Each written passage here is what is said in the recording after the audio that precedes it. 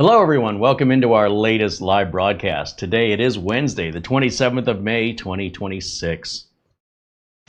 I'm still CareyHolzman and I'm still reviewing computers, mini PCs, showcasing diagnostics, upgrades, new builds. We're still doing it since 2008, and thank you so much for being a part of this amazing community.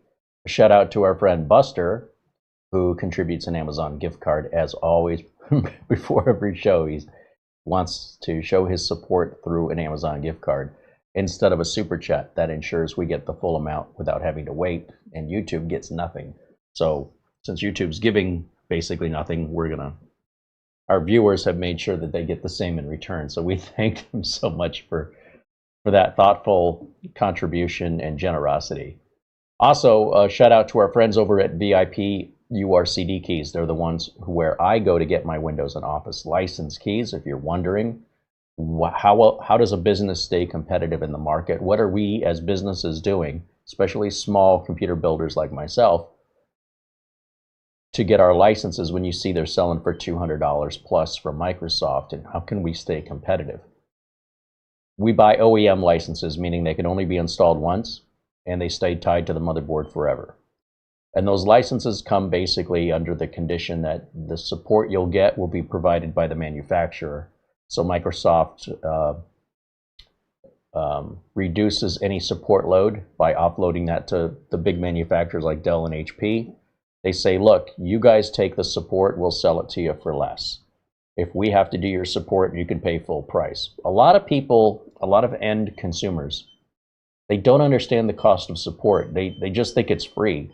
And it's insane, because would you work for support for a large company like HP or Dell, go to work 8 hours a day on the phone listening to pissed off customers chew you out for things that you didn't do, and then do that for free? How do you think these people make a living?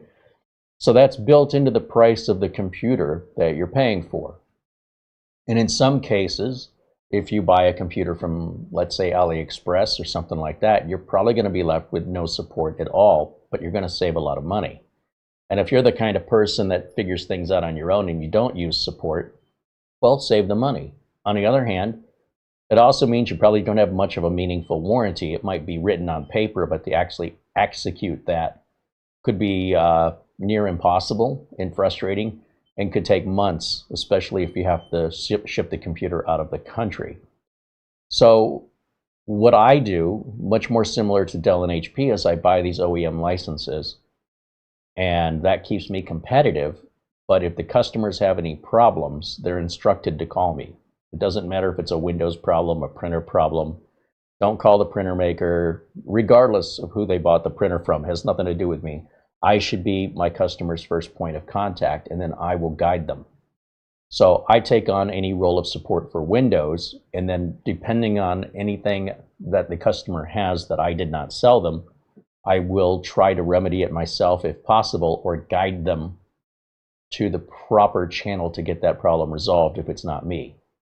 That is the way I like to do business. Let my customers contact me, rely on me for the solution or the guidance to the solution.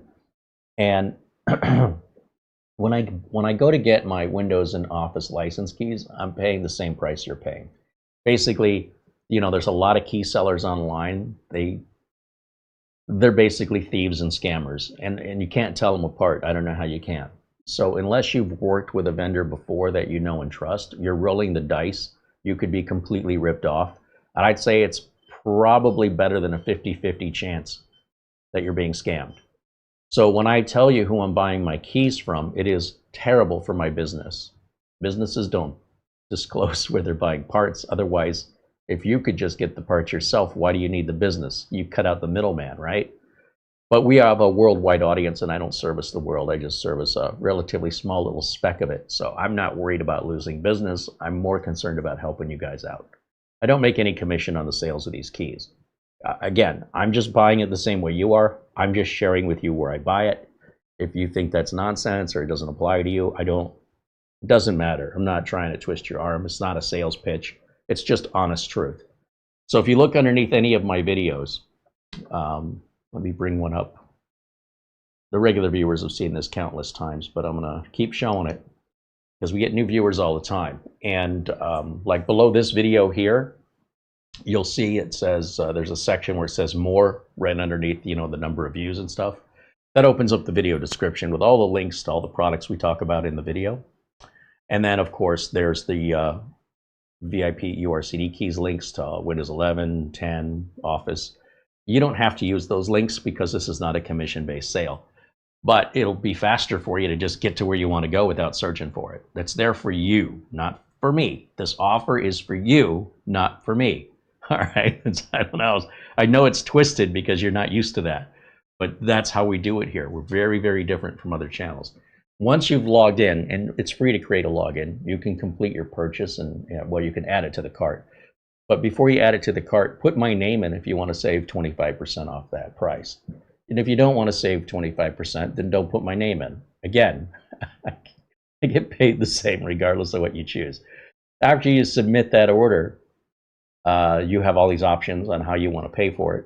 And you're just going to follow the on-screen prompts based on your selected payment method.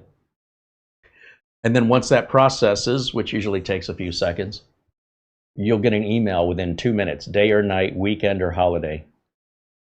Within 2 minutes, usually, you're going to get an email that quickly with the download link for the product if you don't already have it, and your license code, your activation code. So I always download the Office I use and the Windows I use. I already have that. All I want is the activation key. But if you're not like me and you're not prepared like that, everything you need is in that email. And then if you get stuck, unlike other key sellers, in fact, find me another one, because I couldn't find any other ones that offer support after the sale for 6 months. That means if you have any problems with this key for up to 6 months, they have 24/7 support there to help you. And unlike any other content creator on this entire YouTube platform, I stand behind them. I don't just say, hey, go over here and buy these keys, and if you have a problem, it's not my problem.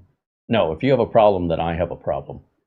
Okay, so in most cases, 99.9% of the time, they're going to take care of you. All you have to do is, if there's a mistake or there's a problem, a misunderstanding, reach out to them. That's their job. That's who you gave your money to. You're not giving your money to me. But because I am promoting it and I am suggesting that if you guys want to make a safe purchase, how could you believe me if I wasn't willing to put my money where my mouth is? I want you to think about this when you watch other content on YouTube. Because if you have a problem and they don't solve it, you reach out to me directly. I guarantee the problem will be solved even if I pay you out of my pocket the full purchase price to refund you so you can go buy somewhere else. And I can assure you, if I have to do that, like if that becomes a common occurrence, if it's not 99.9%, if it drops to about 75%, I will stop recommending them. And they know that. And they're going to lose a lot of money. So they're going to make sure to take care of you. They have the reason why. They're motivated. And in most cases, you don't even need to contact them anyway. A lot of times when I've heard from viewers with problems is the viewer made a mistake. That's what I'm hearing. I'm hearing the viewer ordered the wrong thing by mistake, or I don't know. There's always these different things, and it's like, take your time. The problem when you order a key and then you say, oh, I ordered the wrong one, it's impossible to know if you've used it or not. So that's what scammers do. And you have to understand, scamming works both ways, buyer scam and seller scam. But if you're honest and they're honest, and I can put you two together, that's all I'm trying to do is make sure everybody stays happy, and we try and filter out the scammers this way. Yeah. Mara says we've got an email. Thank you, Mara. Check the email here real quick. Oh, Mark Gaines sends an Amazon gift card. He says, I hope you enjoy this gift card in lieu of a super chat for tonight's show. Again, the Amazon gift cards, thank you, Mark. The Amazon gift cards are very helpful to us because we are buying the products, most of the products you see on this channel we're paying for. Sometimes we deal with some companies that will send us a unit for review, but without payment and without conditions. And more and more, that's dropping off. Luckily, we have a really good standing relationship with Minisforum, And we've been building up our relationship with Ace Magic, although sometimes multiple people from Ace Magic reach out to us when they've already committed to sending us something, and then start the whole conversation all over again. And we have to explain to them that somebody else already said they were going to send this. It's very strange, but that's okay. We appreciate that they're reaching out. Other companies like AOO Star, GMK Tech, they stopped sending us stuff years ago. So if you see those brands, we're buying them, and that's how we're paying for them. So if you see something we reviewed here and you want to buy it from us, certainly we're going to sell it cheaper than we paid for it. Because otherwise, why wouldn't you just buy it new, right? But you need to reach out to us in email. We handle all that negotiation and discovery in private email. It's not for public discourse. And you got to be in the United States, because shipping it outside of the US is a pain in the butt, because you're going to go through customs, long shipping delays, no way to get any support, and the warranty won't be any good in your country. So you're just doing it to yourself if you do that. But if you're in the USA and you're interested, let us know what you're interested in and if we're willing to sell it, and what you'd be willing to pay for it, and we'll start from there. Our email address, if you want to reach out to us, right here on the screen. We always love hearing from you guys. Also, if there's a new mini PC or technology gadget that you'd like to see reviewed, if we have enough Amazon funds, assuming Amazon sells it, we'd love the ideas, because we're running out, man. I mean, there's just nothing's happening on the motherboards, nothing's happening on CPUs. You already know the state of RAM and storage and GPUs, so that's all dead. It's temporary, it's in a coma, it's not dead. And then, what's the point of any new cases? What's the point? So all of that's sort of stalled. Nothing new in Wi-Fi, nothing new in networking. We're in a pretty unusual pattern in that since I started in this career in 1991, and even before as a hobby in the 1980s, it's been difficult keeping up. And I have spent 35 years keeping up until now. Now, I've got ahead of the industry. I'm way ahead. And I'm looking back going, where's all the motherboards? Where's all the new stuff? Come on, guys. I've been running at this pace for so long, I don't know how to slow down. And I'm looking behind me, and the further I go, the further back all these companies feel to me. Like, oh my gosh, it's going to be forever before they get caught up. So we have 4 more mini PCs to look at, and then we'll do a part 2 follow-up on each one of those. That's about 2 weeks. That's if we do 1 mini PC on Friday and 1 mini PC on Sunday. That's half of what we got left. Next Friday and next Sunday, that's the other half. And that means any Friday and Sunday following that, unless something changes, we have nothing else to review. And I don't see any new products on Amazon lately to review. But in 2 weeks, a lot can change, and I'll do what I can to find something that we can afford to purchase so we can keep the show going with this kind of content. Otherwise, the show happens anyway. The show must go on. And if it's just me talking and I don't know, a repair could come in or an upgrade, all of that could happen. But nothing's on the schedule, nothing's planned. So, times are lean, but we're not going anywhere. I just want you to know what to expect and why. And that's why those Amazon gift cards help out a lot. Today, we're going to follow up on the French mini PC. We did reach out to their support, and they responded to us within a day or two with the questions we had on part 1, which is, if it's under warranty and it breaks, do we have to send it back to France? Or is there a place in America we can send it to? And we had a few other questions, and they did very kindly address and not deflect our questions. Now, the same could not be true for ADreamer. We've emailed ADreamer twice at 2 different email addresses, and we are being ignored. That means that unless we'll give them a few more days, we'll give them till maybe next Wednesday or something. And if we don't hear from them, which they claim to have 24/7 support, then we understand why they're selling for so cheap and why their website is so bad. So if you're okay with it, it's a good computer, the A-Dreamer. But if you have a problem with it, they will not help you. They're just going to ignore you. And regardless, you know, don't tell me you've got 24-hour, 7-day-a-week support and then ignore me for, what's it been, 4, 5, 6 days? So we're more than generous on our patience to wait for them. And it's a shame because we had 2 very minor issues which support could have clarified for us, and they're ignoring us. That means you can't count on them. You can't rely on them. You might as well buy from AliExpress. And as long as you know that going into it, it's a good machine. But if that machine fails in warranty, you're probably stuck with it. I mean, that'll be your battle. And I wish you the best of luck with it. The folks over at, well, I'm calling it Kubb, K-U-B-B. Someone in the chat said, are you sure that's how they say it in French? No. So I asked Gemini, how would the French pronounce K-U-B-B? And it's not cube and it's not cub. It's Kubb, like tube, Kubb. K-O-O-B would be the way the French would pronounce this. So this is the Kubb, and I'll try my best to remember that when I announce it, so that way you guys learn it properly as well. And what else do we, our friends over at AOO Star, we had a question for them. They answered it the next day. Then we had that machine that we didn't get the automatic activation on Windows 11.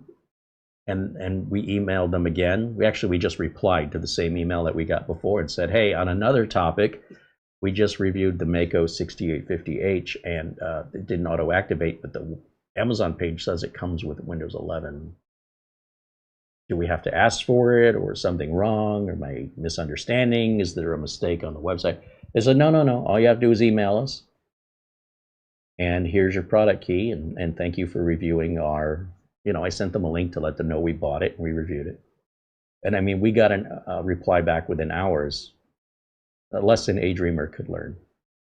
And I would say that Mako 6850H is a definite recommendation because you get a solid value of a computer and you've got a company that's got your back. If the company doesn't have your back, just be honest about it and we'll adjust the price accordingly. Support costs money. So if you're not including support at that price, then you need to lower your price, or you need to reconsider as a buyer if it's the value it appears to be. And if they promise there is support just to make the sale, a good thing would be to try that out within your first 30 days to see if you get any response, because you could return it for a full refund if that's unacceptable to you. These machines are so inexpensive, in my opinion, that if it were to fail within the warranty period, I wouldn't bother to send it back even if I could. So this is why they're shooting themselves in the foot for the cost of an email. They're going to potentially lose a lot of sales over at A-Dreamer. It's their choice. They're allowed to run their business into the ground and destroy their reputation. It's perfectly legal. Now, but whether or not they honor their warranty, that's perhaps for a judge to decide, but that's not my position. Okay, so that's out of my wheelhouse, and the cost of going to court over it would be a lot more than buying 10 of these little mini computers. So I can't understand why anybody would do that, but they're a small company. We never heard of them, and now we know why, and we don't expect to see them grow until they get this sorted out. And we like them. We like the computer. We like the value. We just don't like telling us you have support and then not honoring that support. We don't like that you have your email addresses saying, please email us if you have any questions, and then ignoring all the email addresses we've used from different emails.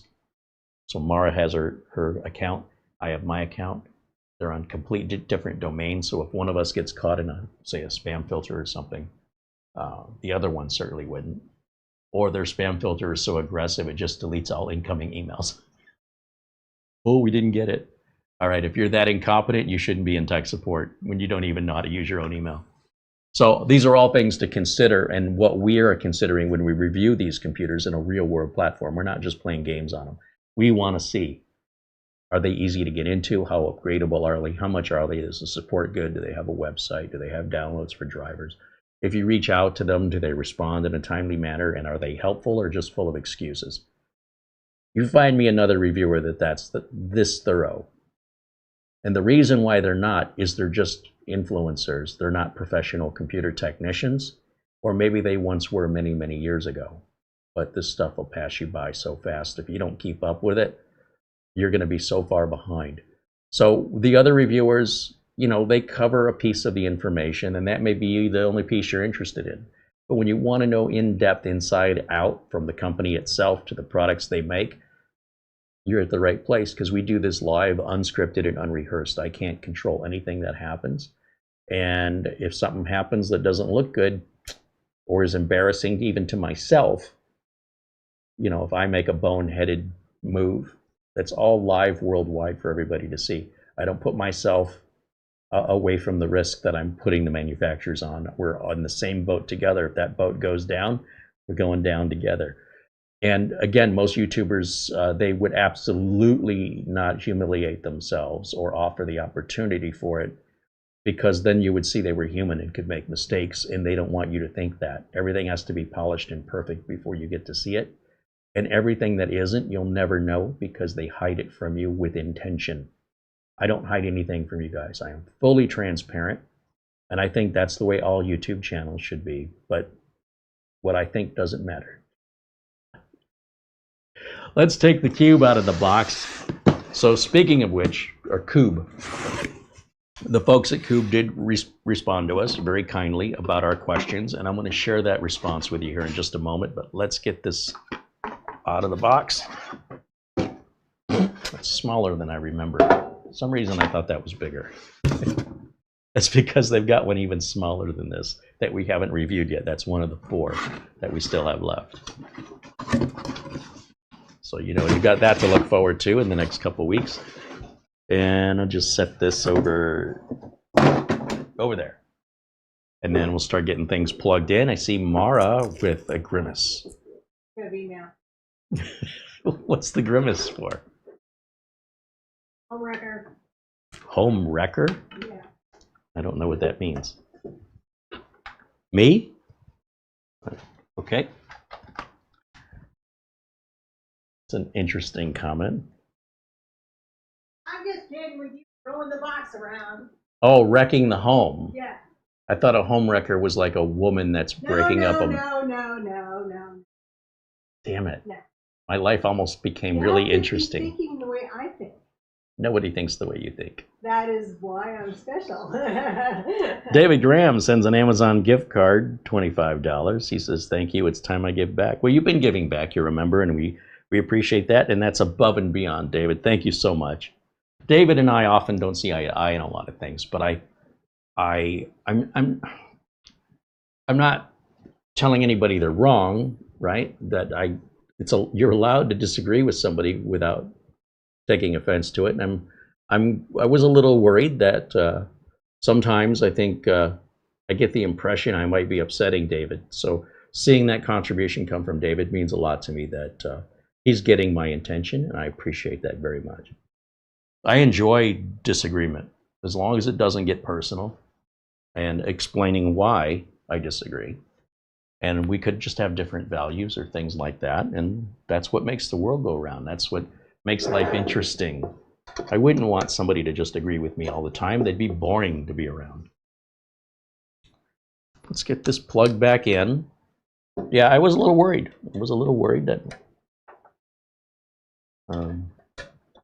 we weren't communicating very well, but it looks like everything's fine, and David gets it. And again, super generous. Certainly didn't have to do that, and I appreciate it. Oh, internet connection. Let me grab that. Plug that in, and then we'll turn this on right here. It has just the most subtle little power light. It's so hard to see. It's very, very quiet. Let's jump over to our HDMI 3. Here we go.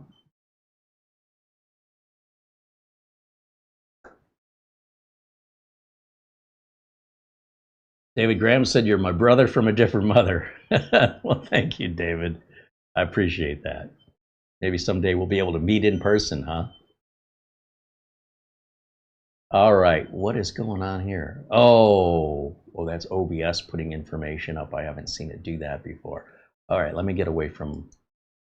Well, that's not OBS data. That's YouTube Studio putting information. That's really bizarre that they're overlaying my stream with text that isn't in the video. It's very strange.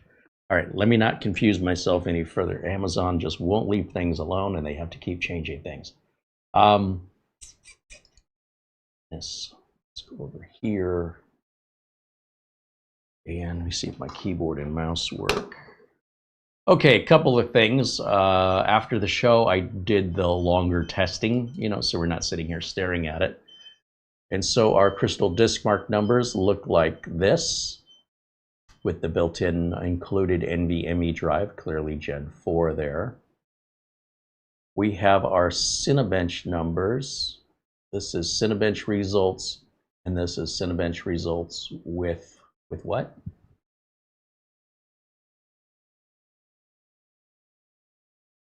Oh, with fans at 100%.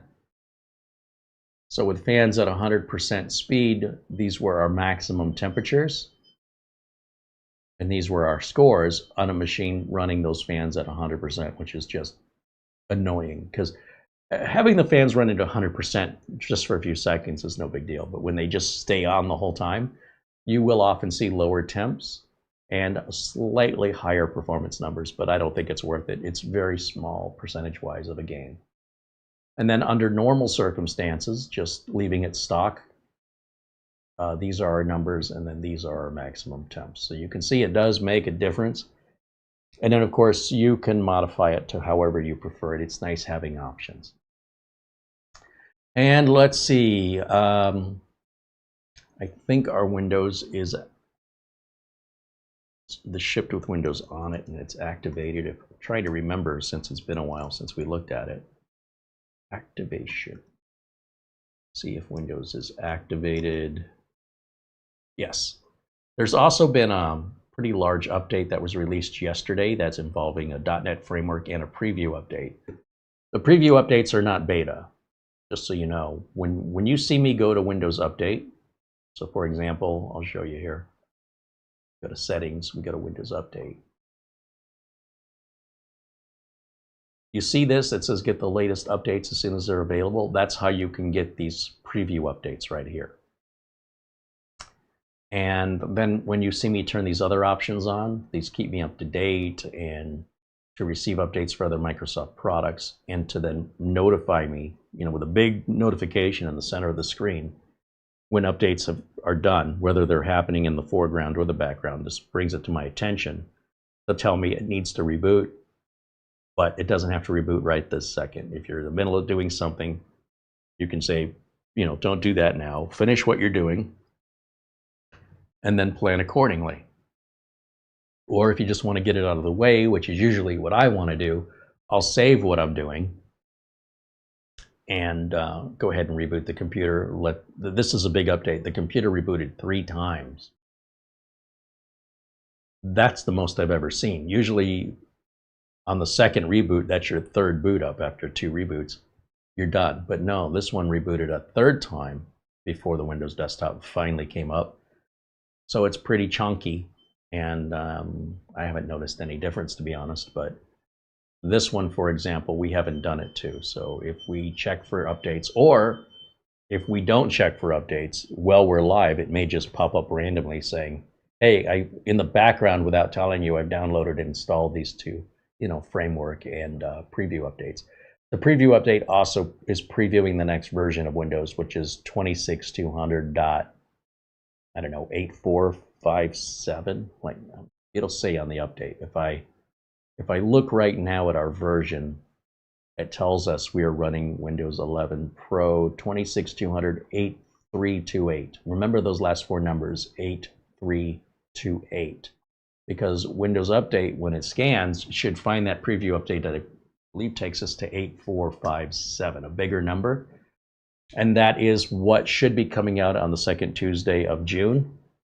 And this is just allowing you to get it before everyone else.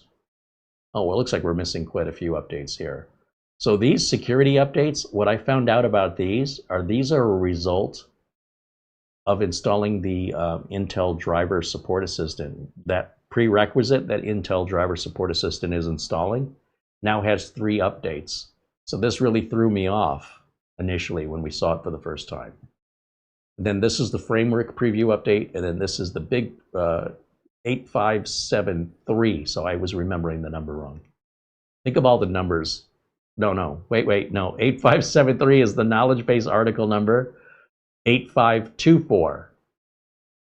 But I say 8454? You're expected to know Gen 4, Gen 3, Gen 5, by 2, by 4, what are the numbers?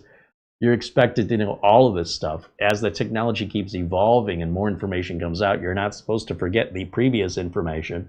And at some point after a number of years, your human brain simply cannot contain it all. It's just being a human. So after a while, you just, at least at this point in my career now, especially with an update that just came out yesterday, I don't have this number memorized. And no sooner than I memorize it, it'll be replaced next month. So anyway, we'll let those download and install, because while it's doing that, I want to come back over to camera 1 here and share with you the response when we wrote to Kubb and we asked these questions. Let's read their response together.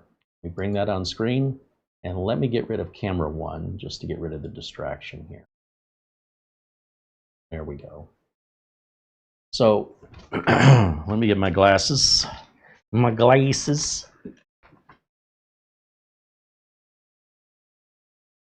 And let me bring that full screen. Somewhere over here I've got full screen. Here we go. Thank you again for the review of the Kubb Essentiel. We are also looking forward to your review of the Kubb Mini. Yep, that's still coming up, maybe next week. I'd also like to take this opportunity to clarify an important point regarding our manufacturing process. Well, the motherboard, the solid-state drives, and the RAM are manufactured outside of France. All the chassis production and final assembly are performed entirely in France and never in Asia. I don't know why this matters, but okay. All assembly operations are carried out only by a specialized ESAT workshop in France, supporting disabled workers and inclusive employment. Hey, that's cool. Regarding distribution in the United States, some of our products are currently available through Newegg USA and Canada. We have recently experienced a few shipping difficulties for the US market, but we are actively working on resolving these issues quickly. Please find below the answers to your additional questions. Number 1, if the PC is purchased directly from us or through an available US marketplace and then requires an RMA, in other words, you're in warranty and you want to get it repaired, what do? The unit currently needs to be returned to France. Our average turnaround time is generally fast. Well, that's not. Turnaround time is one thing, but shipping time is another, and they can't control shipping time. So you got to combine shipping time, and then once they get it, how long it takes them to work on it. And they're saying our turnaround, their personal turnaround time, once they have it, is fast. And then you get to wait for the shipping back to you, right? And they have no control over that. We're also working on improving our support logistics from North America. So they're saying, look, we're brand new to the United States. This is why we're one of the only YouTube channels. I think we are the only YouTube channel covering this product. And someone's got to go first, right? I don't know how long this will take, but their goal is for you to be able to buy this at, Amazon and places like that, to have a local shipping depot for RMAs. We're just early in on this, but they're working on it. Number 2, thank you for pointing out the issue with the manual links on our website. Oh, so the links to the product manual and links to drivers, when you click on them, they don't do anything. So we made them aware of that to find out if we're doing something wrong or if there's something wrong on their side. And they said they have obviously confirmed it, and they're working on addressing that. In the meantime, we can provide direct manual links on PDFs upon request. So you just email them. Number 3, if Windows needs to be reinstalled, the drivers can be obtained directly from our support team and will also be available through an updated support download section on our website. Well, that's pretty much what we wanted to hear, that they acknowledge these problems, they don't deny them, and they don't deflect them. And while they're being worked on, so they can't say they didn't know about it. Right now, we know they're aware of it. It will take some time for them to get that fixed. And in the interim, if you need anything, just email their support. They got your back. They'll handle it individually. Big companies can't operate this way. Only a small company could afford to have enough manpower to handle a certain small number of customers. Because if they were really popular and selling like hotcakes, there's no possible way that you wouldn't, have to wait days to get help because they'd be overwhelmed. So I love the Underdog, and I wish them the best. And they have a very unique machine here. And it's just an early look. It may be, I don't know. I can't really say if you should or should not make the purchase given the restrictions of RMA issues. But chances are you're never going to have an RMA issue. So this is a tough one because let's say, for example, we bought this and it shipped from France or even from Newegg. And everything's fine. And then 8 months into our 1-year warranty, we have a problem. 8 months is a long time. All of this information could be different in 8 months. Kubb may say, yeah, we have a US warehouse now or a depot. All of that may be worked out or not. See, we don't know. And if you're okay with that and you want something unique and different, I can promise you nobody else in the USA pretty much has one of these. It just kind of depends on your own personal values. And I just want to make sure you know what to expect if you want to jump in this early. Now, if you're in France, everything's fine. I'm sure they're selling a lot more units in France than they are anywhere else. But this is how you grow a company, right? You have to enter new territories. And then getting into the United States right now, I understand it's very difficult for a lot of manufacturers to get in here with what the tariffs and everything that's going on with our current administration. They're not making it easy. But it's not an excuse to not sell here. It's just, it's going to take a little bit longer to figure out, what's changed and how to meet the requirements. And they've reassured us they're working on that. So that's what we wanted to hear. Everything we were hoping for is what we heard. And given the current state of it, it's fully understandable that it would have to be shipped back to France at this time. However, if that never gets worked out, which is also a possibility, and you have an RMA issue, then it's up to you to decide if it's worth it to you to send it back to France and then wait however long it takes for the people and the company in France to get it. Then they process it. Even if they were to just package a new one and send it back to you, they need to have your old one. And then you'll have to wait for the shipping and the whole customs thing all over again. So, is that worth it? Well, the good news is these mini PCs, just in general, are extremely reliable.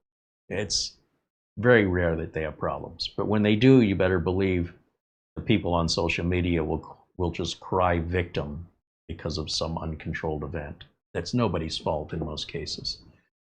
And don't buy from this company, they're blah, blah, blah. If the company didn't respond to email support, that'd be a different story. So if somebody were to do that with a Dreamer, given the current status, I understand.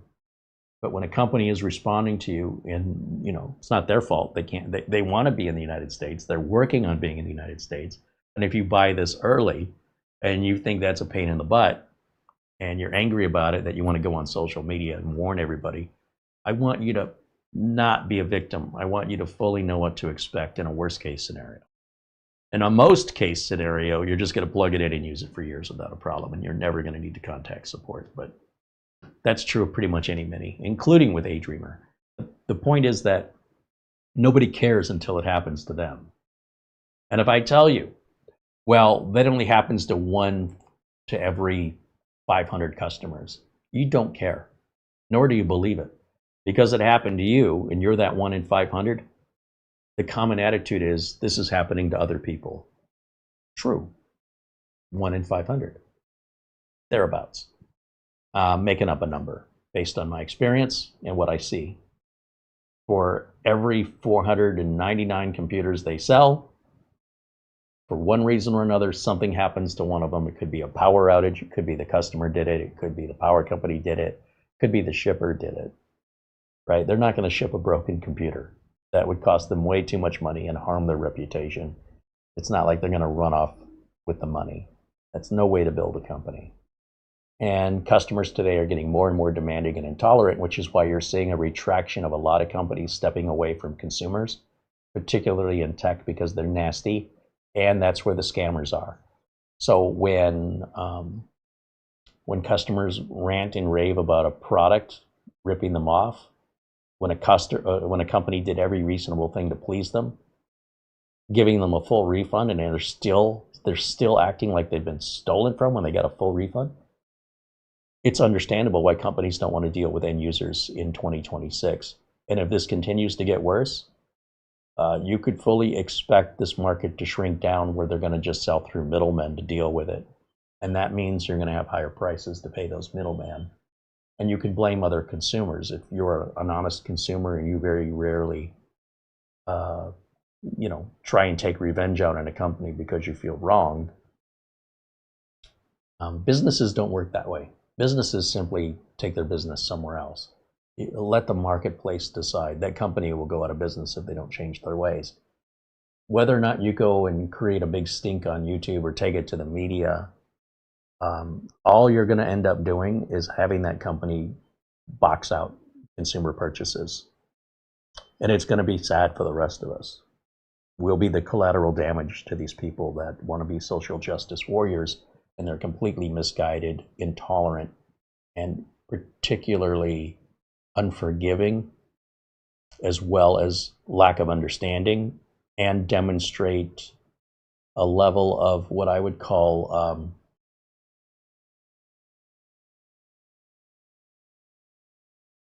there's a word, I can't think of the word right now. Extreme punishment.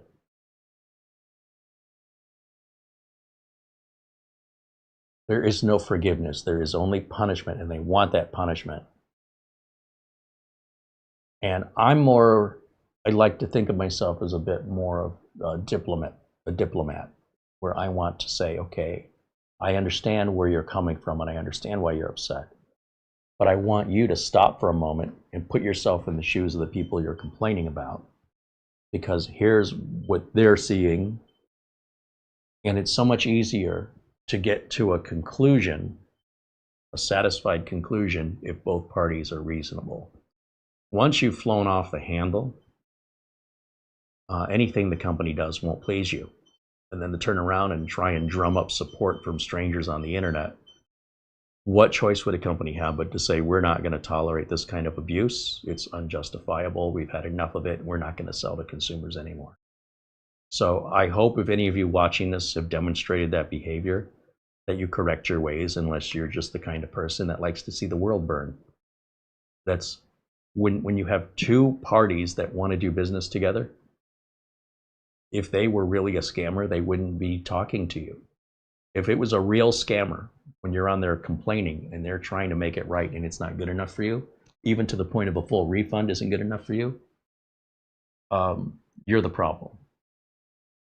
On the other hand, if you're on there complaining because you're trying to reach to a company, like in my example, A-Dreamer isn't responding to us, I'm still within my 30-day return period of Amazon. I mean, how pissed off do you think I'm going to get?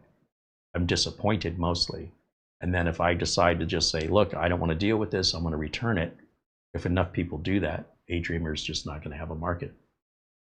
I don't necessarily need to go on social media and say that they're a bad company. I don't know what's going on over there because they're not providing any information.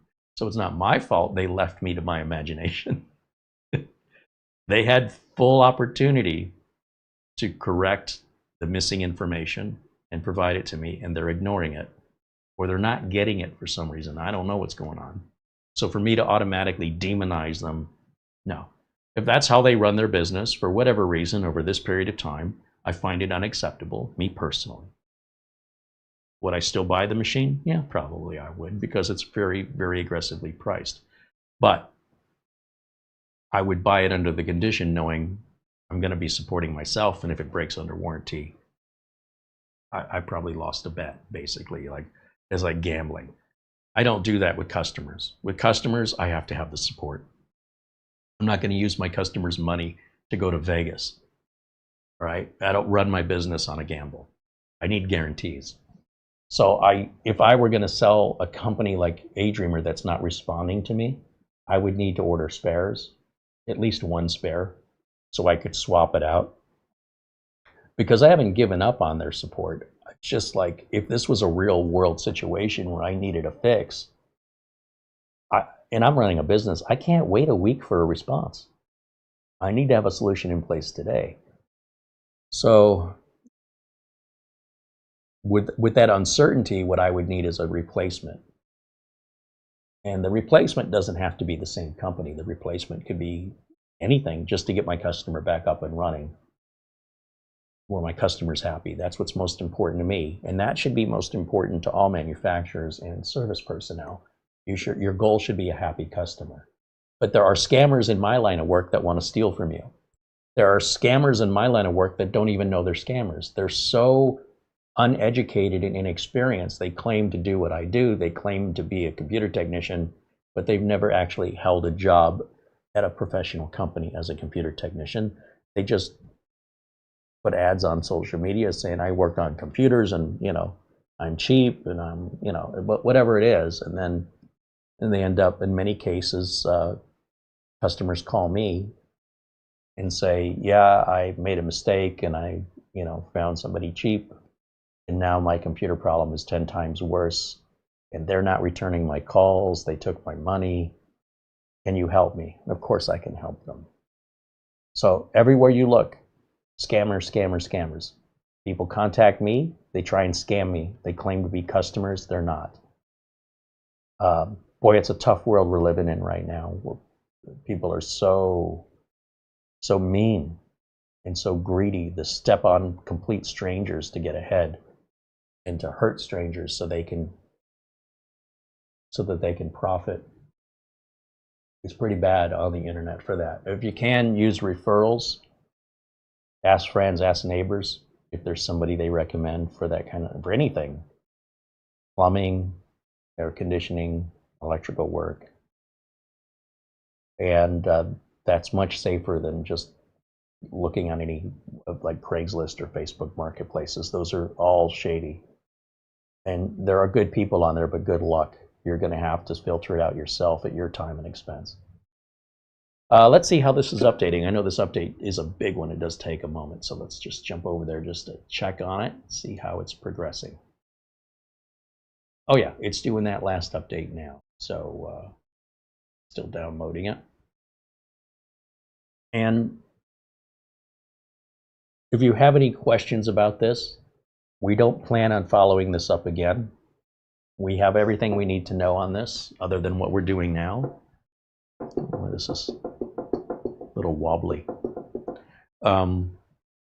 It's pricey, but what comes from France that's cheap? And then they have a smaller version, and we will be looking at that either probably next week, next Friday or Sunday after this one in June. We'll plan on taking a look at the little mini version, which is completely fanless. It's also a much lower end processor, and it's also cheaper. Depending on your need, your use case scenario, your budget, may be worth considering. That's what the review's for. I can't tell you if it's worth considering, but I can tell you as much as I can about it inside and out and what to expect, and then you can decide. And whatever you decide is right for you. You'll get no argument from me. Again, we're not making commission on sales, so it doesn't matter if you buy it or you don't. I'm sure the companies all want you to buy what they're selling. And I try to be as unbiased, as impartial as I can be. I clearly have a bias towards Minis Forum, but we've been working with them the longest, and they've been very kind to us. Their products are unique, well built, and we've never had any support issues. So that's fact. And if that fact results in me expecting more of the same, you could say that's a bias. But the truth is, I hold everybody, to the best of my ability as a human being, to the same standards, whether we've been working with them for 10 years or the very first time. We're not expecting anybody or any manufacturer to be at a higher, to expect more from them than we would anybody else. The problem is when we're not getting what I consider to be the bare minimum that all of their competitors are doing, or at least all of their, what I consider to be competitors, which would be companies that have websites and drivers and support and sell at a quality product at a good price. So part of this weeding out is what we're doing here on this channel. So we're taking a look at these products to determine, is this worth considering under your circumstances? You know, we had a company, for example, we had a company in Asia reach out to us that had one of the ugliest computers I've ever seen. Little mini PC called a Zulu, XULU. And it was just a nightmare. The thing didn't work. They wanted me to ship it back to China. They wanted to repair it. This was like somebody working out of their garage. They weren't going to send us a new one. They were going to get a soldering iron and fix it. That's how few units they had. They could not afford to send us another one. They couldn't afford the bad representation. They wanted the video taken down. They tried to undermine us when all I was doing was being honest. I don't think they're around anymore. They were very, very expensive, very difficult to work on the computer. The computer they sent didn't work, and they had no means to repair it other than return it to us. And I suspected if I spent the money to return it to them, they probably weren't going to repair it and send it back. They were so upset. They were very unprofessional in their communication with me. And I get the hunch it was like somebody had an idea and had no business experience and didn't know what they were doing. And then they got emotionally upset. That's a bad sign, by the way. I left a review on a barbecue rub that was sold on Amazon. And when I got it, I found the first ingredient listed. And, you know, look, I didn't look and see before I bought it. But the first ingredient listed is brown sugar. And that's fairly common for barbecue rubs. But you're basically buying flavored brown sugar. Now, I don't mind that, but that's not the way it was advertised. So when I left a review, I said, look, this is just basically a bag of brown sugar with some seasoning in it. That review was like a 1-star review because I feel like they were dishonest or misrepresented the product. That's how I felt. Well, clearly this is a small little one-man shop probably, because about 8 or 12 months after that review, I got a nasty response from the owner basically saying I'm an idiot. That's no way to talk to your customers. And I reported it. I basically forwarded his nasty email to Amazon, and I believe they banned him from the platform. He should have just kept his mouth shut, just moved on. Whenever you get a negative review, the advice I give to my customers is I've had customers call me and say, well, this person's a real jerk and they're trying to scam me, or sometimes they're trying to blackmail you.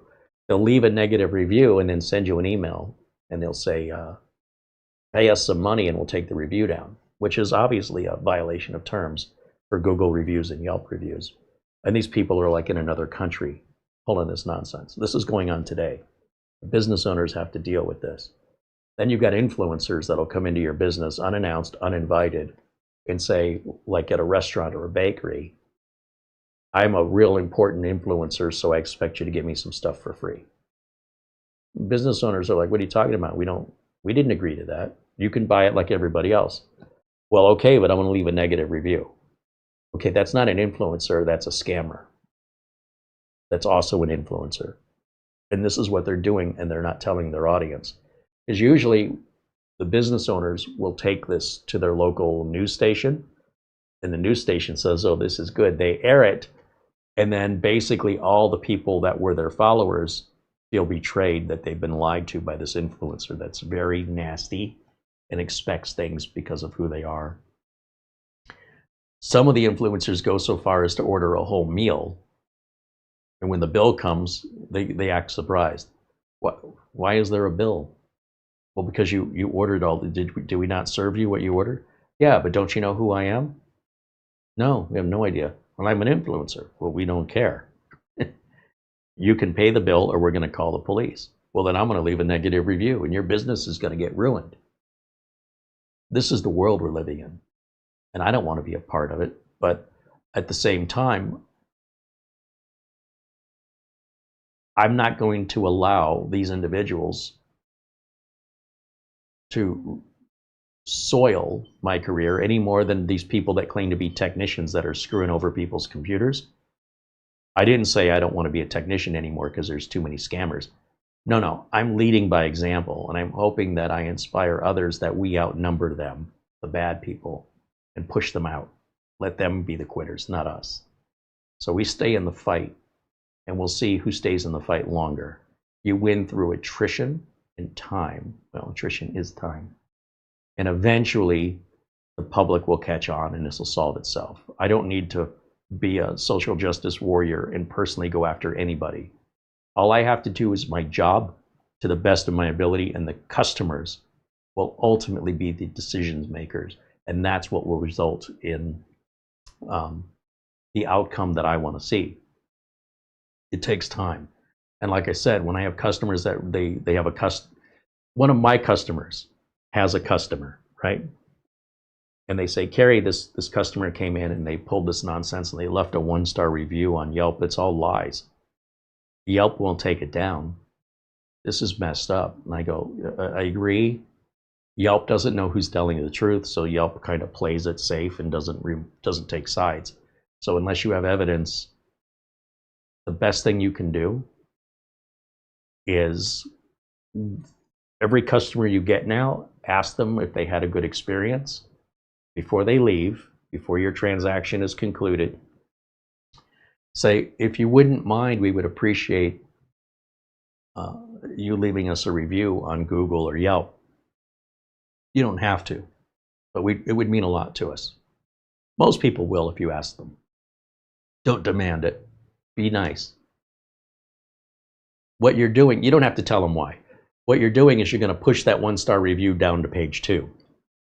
You're going to cover it up with 5-star or 4-star positive reviews. It'll take a couple weeks probably, depending on how big your business is. When people search for reviews online at places like Google and Yelp, there's like 20 pages of reviews. Very few people go to page 2. They're going to look at page 1 and assess, and you look at the average score. So what you're doing is you're moving that average to your benefit. And since you can't get the negative one removed in most cases, what you're doing is you're burying it. Hidden in plain view on page 2. That's it. That's how you win. You win by succeeding, and you win by being a little bit more assertive. If you feel like this customer had a good transaction, let me make sure you stop it before it happens. But a lot of times what I'm hearing from my business clients is they never engaged in any transaction with this person and they were never a customer. And they even tell that to Yelp, and in most cases Yelp still leaves the review up because they think the business owner is lying. At the same time, there's also business owners that are particularly nasty. So you're an honest reviewer and you leave an honest review about your honest experience from your honest perspective, and they attack you as being a liar. And then they try and get Yelp to take your review down. And if Yelp did that, how pissed off would you be that your truth can't be exposed? Isn't that the whole point of Yelp? And business owners can be quite successful and manipulative at that. And I've dealt with that. I dealt with a company that came knocking on my door with ignoring a no trespassing sign and a no soliciting sign. They did it anyway. And I have it all on camera, and I have photos with the names of the people wearing badges with their names on them at my door. And I posted all of that to Yelp. That, I don't know who these people are. They weren't invited. They didn't honor my boundaries. Why would I want to do business with a company like this? They're rude and inconsiderate and pushy. This isn't how you're going to do business with me. And they had that successfully removed off of Yelp. So what I did is I copied and pasted the same review and posted it on Google reviews. And that one they couldn't get removed. And I'm not going to spend any more time with it. I'm done with it. I always recommend you copy and paste on both Yelp and Google reviews, just in case. Also, the number of reviews Yelp gets for a business versus Google reviews, your negative review may be up longer on Yelp than it is on Google before it gets pushed, just by more reviews, pushed down into page 2. So I use both platforms, and my goal isn't to hurt anybody. My goal is, if I feel like I've been injured, financially, to let other people, make other people aware that this is what happened to me. I try to explain it as fairly as I can. And I'm not asking people to call to action. I'm not asking people to boycott the company. No.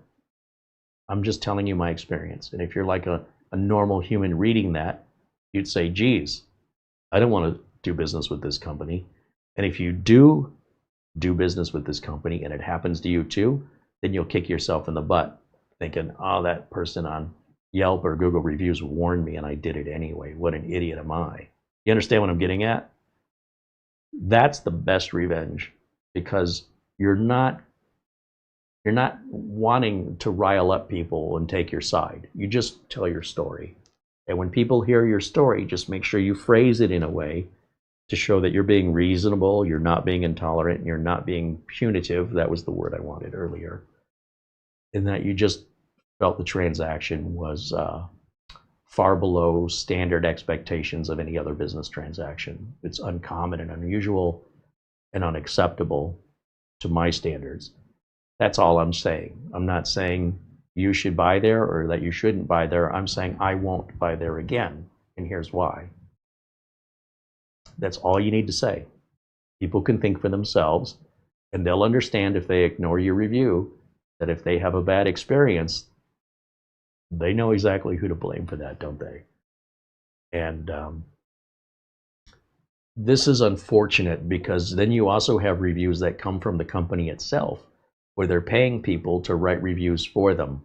And you can usually see right through those if you click on the reviewer's name and see what other reviews they've left. And you might find that they didn't leave any reviews for any other product in any category. Just this one time, it's a glowing review for this company, and they've never left a review before or since. That's a telltale sign that you're dealing with a fake review. So the world is full of deception, and it's getting harder and harder to tell. The best way you can tell, as far as I'm concerned, is through referrals, through people you know, through those kind of recommendations, and through your own personal experience and sharing that. And that's what I'm doing here today. Isn't that a shame that society is broken down to such selfishness to cause harm to complete strangers just so you could profit? I guess it's always been that way, but when you have a population that's doubled on this planet in my lifetime, more than doubled, the problems are also doubled.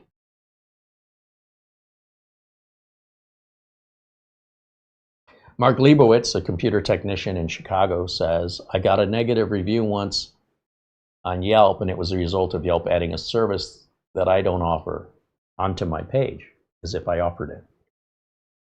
And apparently somebody called and said, somebody left a review rather, that they wanted this service that says they offer on Yelp, and they didn't provide it, so therefore 1 star. So Mark Leibowitz reached out to Yelp and said, I need my page fixed. I never authorized that. And he answered the review online professionally, which is also, that can pour fuel on a fire. You could say, oh, I'm sorry for the misunderstanding. That's something Yelp added to our page without our consent or knowledge. We have addressed the issue with Yelp, and we apologize for the inconvenience. But sometimes all you're doing, depending on who you're talking to, is pissing them off. This is really, really popular on Facebook, where you put something up for sale on Facebook. Say you've got a $1,800 computer. Somebody says, will you take $1,500 for it? No, I'm not going to take $1,500 for it. I'll do, let's say, 1,600. And then they say, okay, well, let me think about it. And then either you sell it, or maybe you change your mind and you're like, you know, I just don't want to deal on Facebook, and you pull the listing. Then that person you were talking to leaves you a negative review and starts attacking you as much as they can. They'll find you on Twitter, they'll find you on other social media, they'll send you an email bombing campaign and say, you're a jerk, we had a deal, you sold this out from under me, we agreed on a price and then you didn't show up, and you're like, none of this is true, and you can't get Facebook to remove any of it. And part of what some of these people on Facebook are doing is they're seeing if you're desperate for money. If you're in a position of hardship, they want to kick you as hard as they can while you're down and can't fight back. That's the mentality of the people. I don't know how you define a bully, but when you go after somebody who's really down on the ground and out of luck and they need to sell something to make ends meet, and use it as an opportunity to take advantage of them, there's a special place in hell waiting for you, and as far as I'm concerned. So what they're doing in many cases is they want to flip a computer. So let's say I'm offering a computer for $1,800. Somebody says, well, you take $1,500 for it.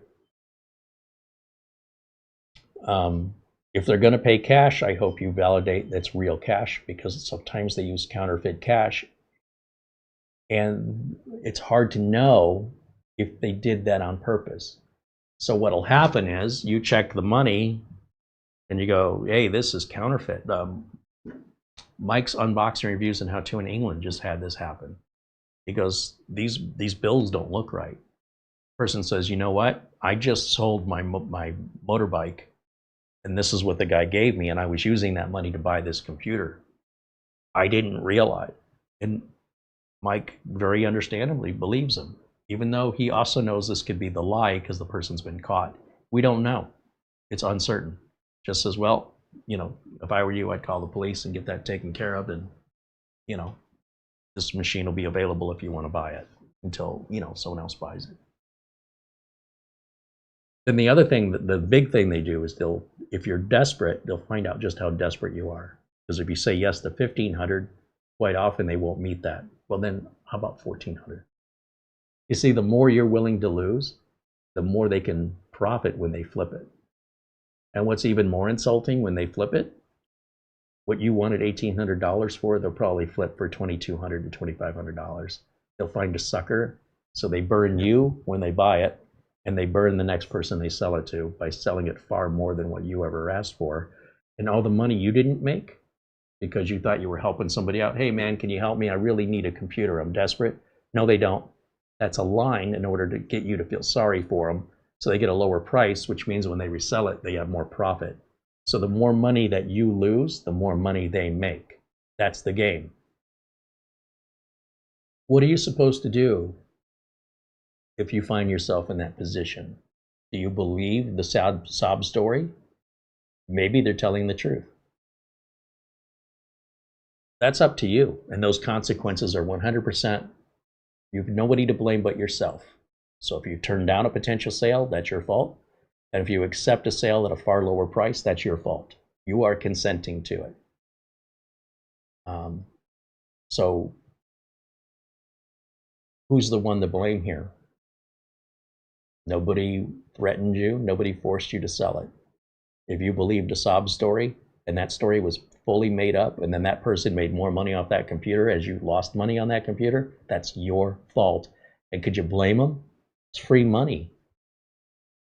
All you got to do is guilt trip somebody into giving you some money, and you get money. Why wouldn't you? It's not illegal. So these are decisions business owners have to make. And a lot of that also depends on if you know somebody. You know, I'm willing to take a loss for somebody I know. But for a complete stranger on Facebook to give me a sob story, I don't owe them a nickel. So anyway, everywhere you turn, you've got scam sellers. Everywhere you turn, you've got scam buyers. And sometimes you just you can't tell. There's no way to know for sure. So you go with your gut. That's what I do. And at least that way, I get what I want. Once the sale's done, it's done. I don't care what happens. If they want to turn around and sell that or throw it in a shredder, it's theirs, whatever. That's their problem. It's not my problem anymore. But if I find out about it, I'm probably going to be pissed off. Let's say hello to everybody joining us in the chat. And also, let me just check in over here, see how we're doing. Still downloading. Okay, we'll let that run. All right, all the way up to the chat. Isaiah says hello, as well as Paul Vercher and R.W. Roblu saying hello. There's 3D Everything and Mark Gaines, David Graham, and Sean Skinner. Our channel administrator, Maralina, hanging out with us, as always.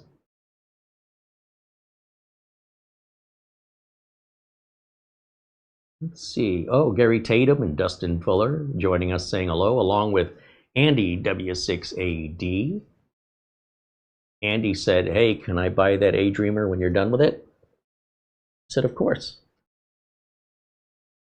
So Andy has already paid for it. And once we're done, we're going to give A-Dreamer a chance. You know, shouldn't take this long, but we're still going to be patient. Once we're done and we've concluded we're not going to spend any more time with it, it's a good machine. Just whether or not there's support behind it, it doesn't appear to be so at this time. Andy's okay with that.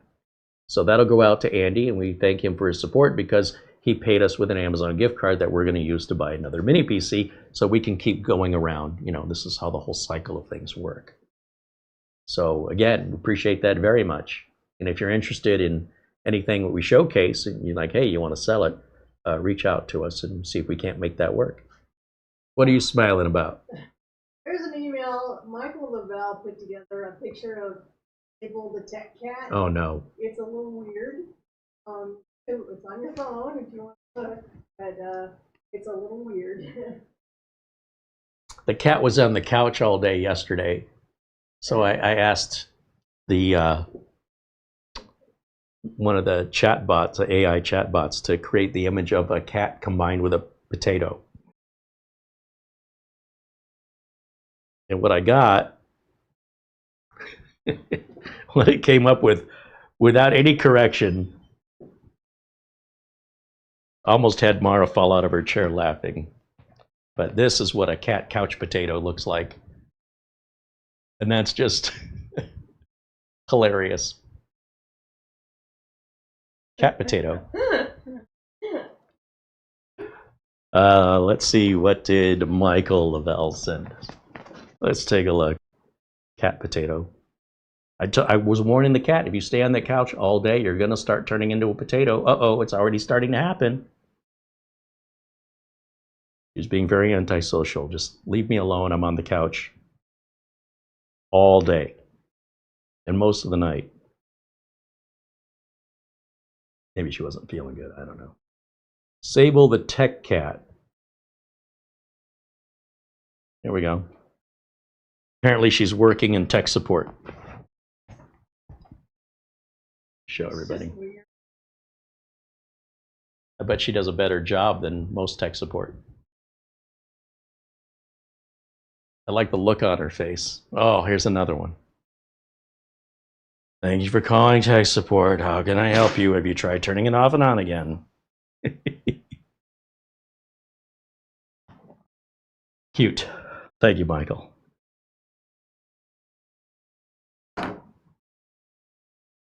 Let's go back to the chat. Say hello to everyone else. We've got Proteva joining us from Missouri. Our friend Luke Greenia joining us from Vermont.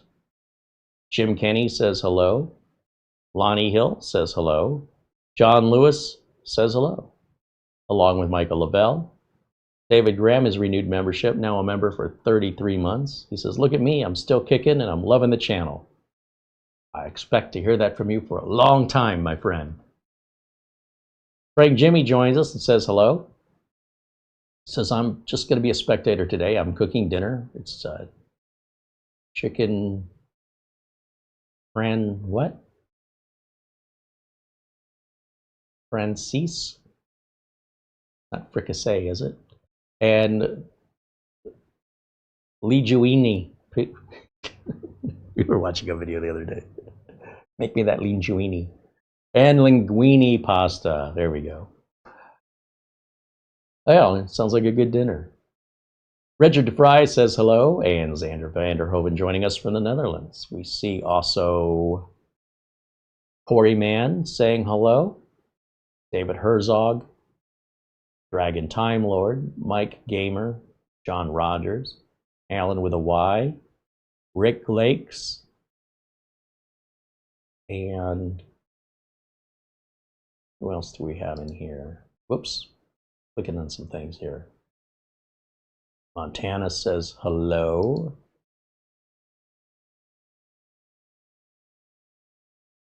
And Voyage Canada says hello. Scott Messerschmidt is joining us along with Chris Johnson.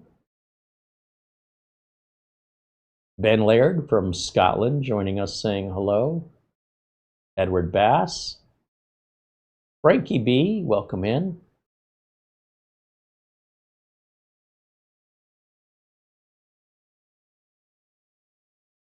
W.E. Holmes, also joining us from Scotland, in Braemar, Scotland, says hello. Says it's a warm, sunny day there. Wait a minute. In Scotland, it's like 8 hours ahead. Isn't it like 10 o'clock at night over there? Andy W6AD said the internet is a poor sample of what the average consumer thinks and does. Yeah, but what happens when your average consumer is all online? What happens when most of the shopping moving forward is all happening from places like Amazon and food delivery from your grocery stores, where we're not dealing with people in person anymore, and more of it moves online? This is a trend that's getting bigger, not smaller, and the averages are shifting in the data that's collected to who is the primary shopper. Is it the primary shopper in person, or is the primary shopper online? And so even if it's a small percentage of online shoppers that are doing it, if they're the only ones complaining and nobody's countering that with good comments about a business, it can give the perception that nobody's got anything good to say. It's dangerous. But I think it's important when a company does well, you say as much, not just wait till things go bad. Most people wait till things go bad. And it's always been that way. I mean, if running my own business since the 90s, if you upset a customer, they'll tell everybody they know. If you go above and beyond for a customer, they'll say thank you, and that'll be about the end of it. You may never hear from them again anyway. They may not refer you, they may not boast about you.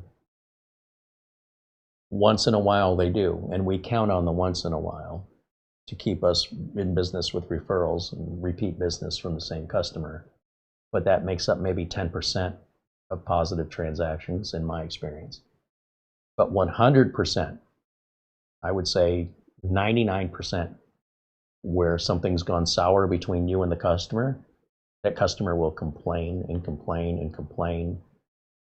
And it's just gotten worse because now they can complain. They used to just complain to like the Better Business Bureau. Now they complain to Twitter and they complain on your Facebook. Sometimes they'll even stalk you.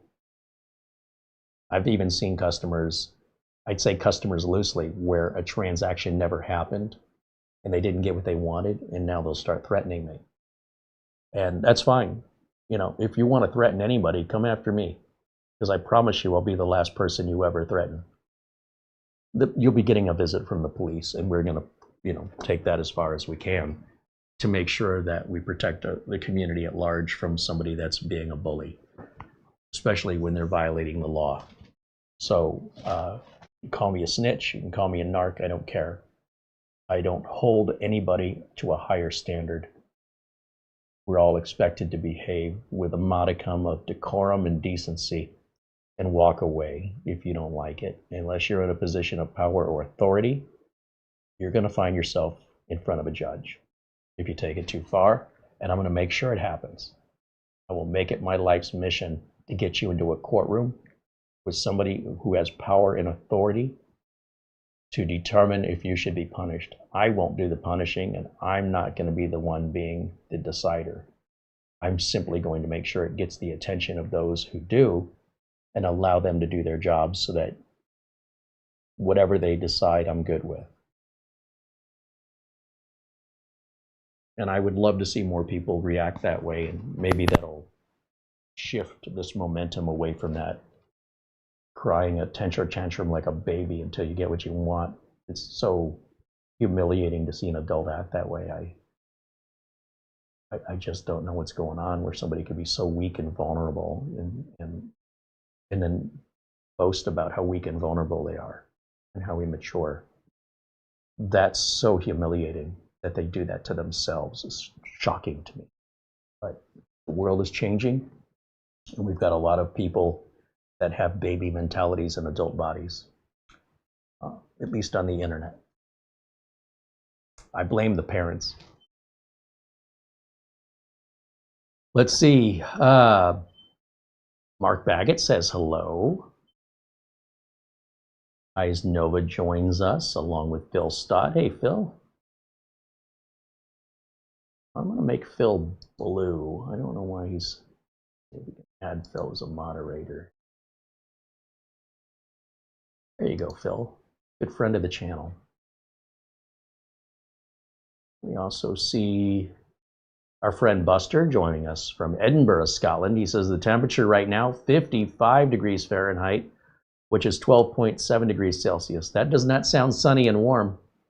He says he's going to get some sleep. Hey, you rest, my friend.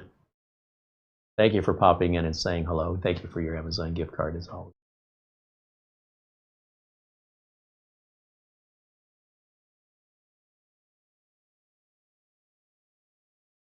All right. So back over to the Kubb as we're waiting for updates to install. Has that finally finished? It's still downloading. Let me tell you a funny story about the downloading thing. As you recall, last week we were waiting on an update that was taking forever. Forever. And something's not right. It's something with the Microsoft servers. As far as I can tell, these updates shouldn't take this long to download. And I waited and waited and waited. And I was just kind of extending the show, waiting for this update, and it would not finish. It just got stuck in a download at like whatever the percentage was. It wasn't moving. So I said, okay, guys, we'll finish this after hours. You know, when I'm not live, I can let it run all night for all I care. The minute I hit end broadcast, and I mean the minute, the second I hit end broadcast and I stopped broadcasting, the download went brrr, and then it installed, and within 60 seconds of the end of that show, it had rebooted and was finished. And I wish I had filmed it, but to film it and to broadcast it, maybe something's going on with some priority settings in my router, because that's not coincidence. There's something tied there. I can't help but wonder if I hit end broadcast right now that download won't complete and restart. And if there's something in my router that is like a quality of service that's postponing that because this is a priority upload, I'm gonna have to think of a way around that. Because otherwise, it doesn't make any sense. It downloaded quickly and installed quickly the minute I ended the broadcast, when we're not even using 20% of our bandwidth doing this broadcast. We should be able to handle all this fine.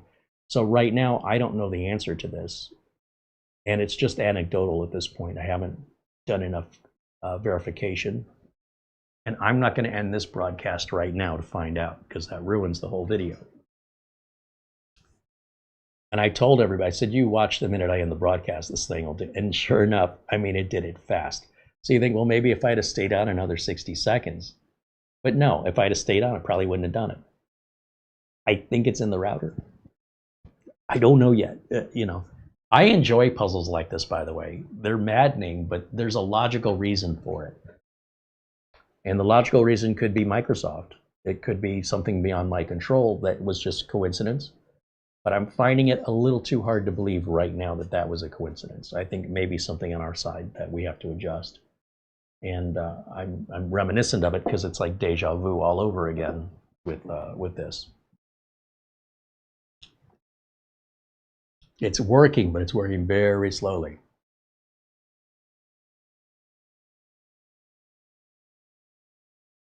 Are my downloads set to metered? No, David, I never set my downloads to metered. If we go over there and take a look. See, it's getting there, and I understand, you know, why you would asked that because a metered connection would likely create the same symptom. But if you notice, when we click on our advanced options, I got slow. So something's going on, and I suspect it's somewhere in our router, some kind of a setting we can adjust. Because if it was doing that in a metered connection, then why would it suddenly go faster after the broadcast? A metered connection is metered regardless. So it should have been the same while broadcasting as not broadcasting with the same metered connection, metering exactly the same way regardless. And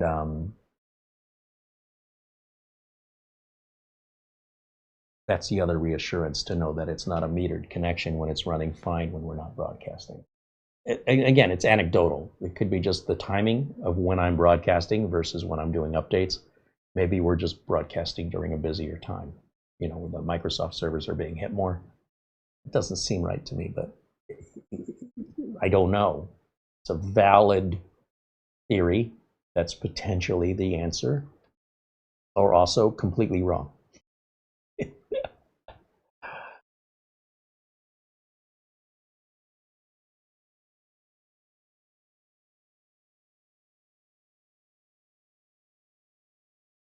I'm just looking through your comments.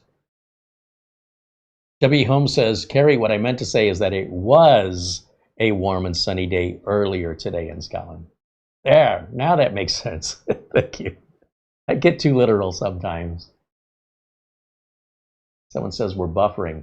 Well, we're not buffering on this side. In fact, our connection today is perfect. We've had 0 drop frames so far in an hour and a half of live broadcast. We've not lost one single frame.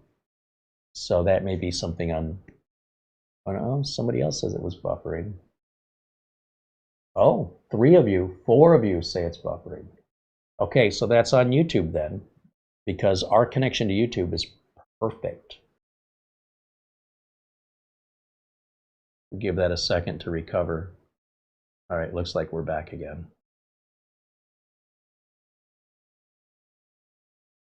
That was weird.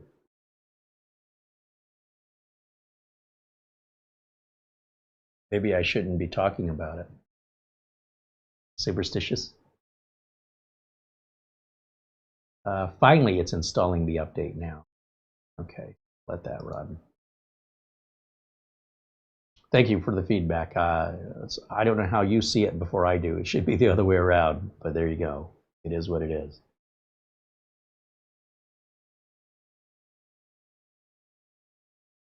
Oystein says hello from Norway. Welcome in, Oystein, as well as Bull142 saying hello.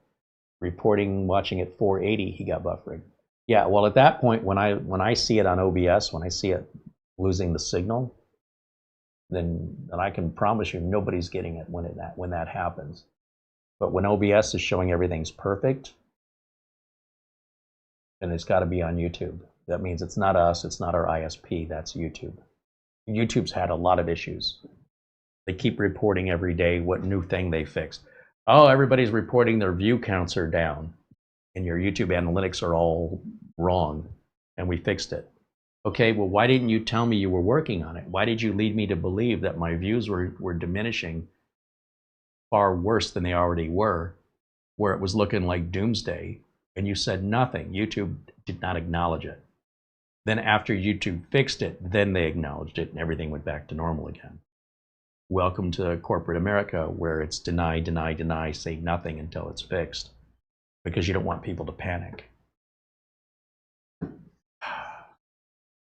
So again, because people won't respond in a mature adult way, they restrict information from adults and say, well, these adults act like children and they can't handle this information until there's an answer, so don't tell them anything or you're going to upset the children. At least in the online world, it just appears to be some very young state of mind, regardless of how old the body it's in. And it's like a game. Destroying companies is a game for them. They're always a victim. When they destroy the company, they're the ones who are the victims, by the way. It's maddening. So all I can do is keep doing what I'm doing and encourage you to keep doing the right thing as well, and hopefully we'll outlast them. In the meantime, I can't blame YouTube for doing it that way, but it really upsets me that they didn't tell us. We're aware of it and we're working on it. That alone triggers all these children into tantrums and fear-mongering. And as I mentioned, I'm seeing more and more dealing with consumers being anti-business to the point where I'm not sure what's going to be left, but you're not going to get low prices if businesses have to hire psychologists to deal with their customers. The psychologists aren't going to be cheap, and the products then are going to be more expensive so that you can get free counseling when you call. When I say you, I'm referring to those people, not to you specifically. I hope that that's implied in that explanation, but just in case it isn't, I'm just not surprised anymore. It's just watching society degrade in intelligence, tolerance, patience, and this illusion of social justice, which is not fair. It's the opposite of fair. It's basically going back to the 1600s and 1700s when you get pitchforks and torches. It's sheep-like mentality that involves no thinking, and it's shameful, it's humiliating, and I feel bad for anybody who takes part in it.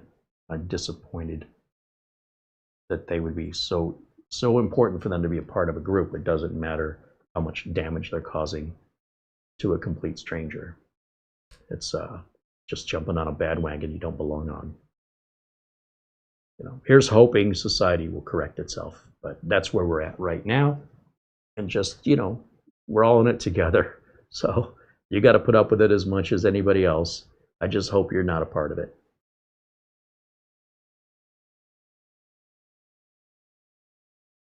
Inferred implication noted.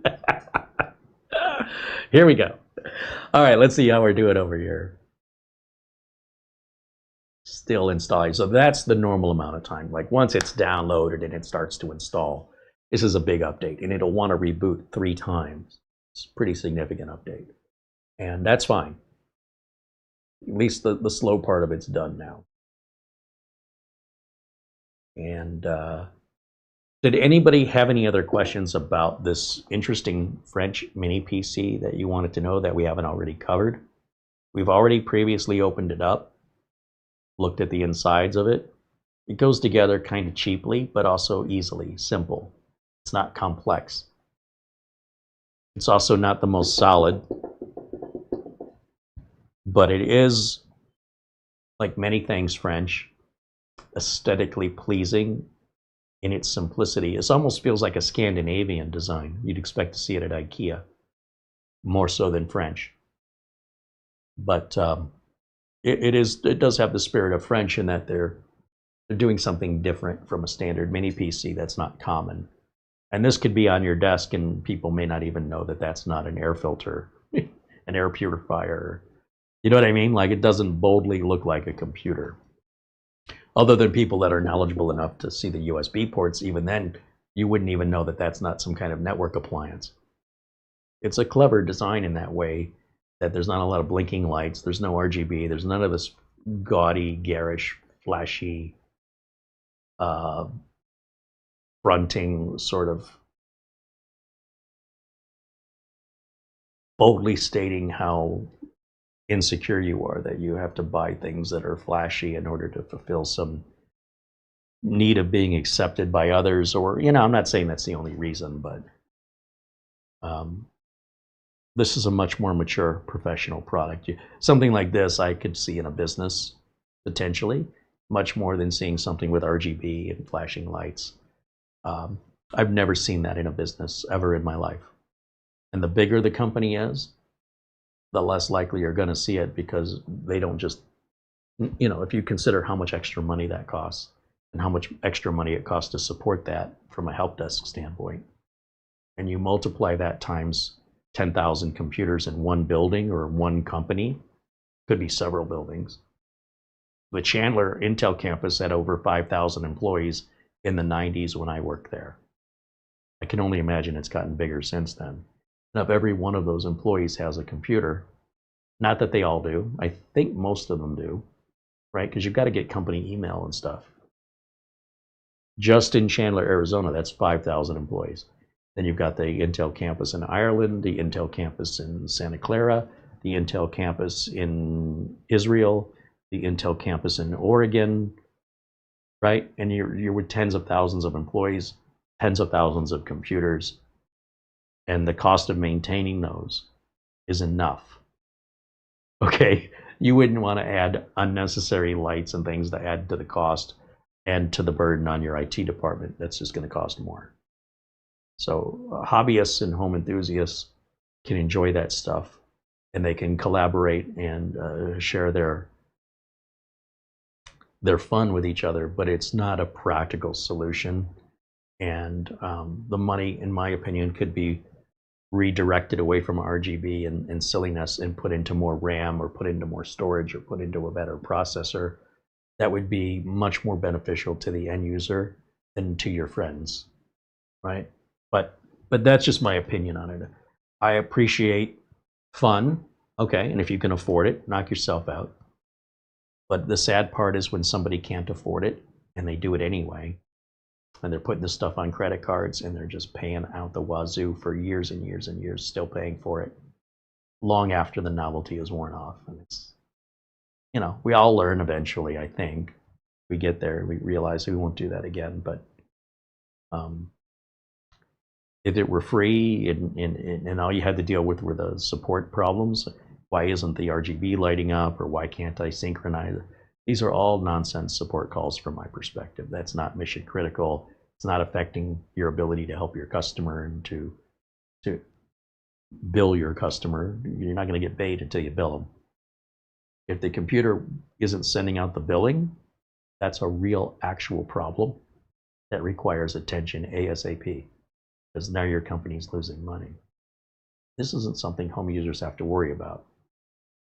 You can spend money on silliness. You can buy Labubu's. I won't. You can. And if you have a problem with your purchase, you won't be asking me about it. Is this support for Labubu? Yeah, sure. Sure it is.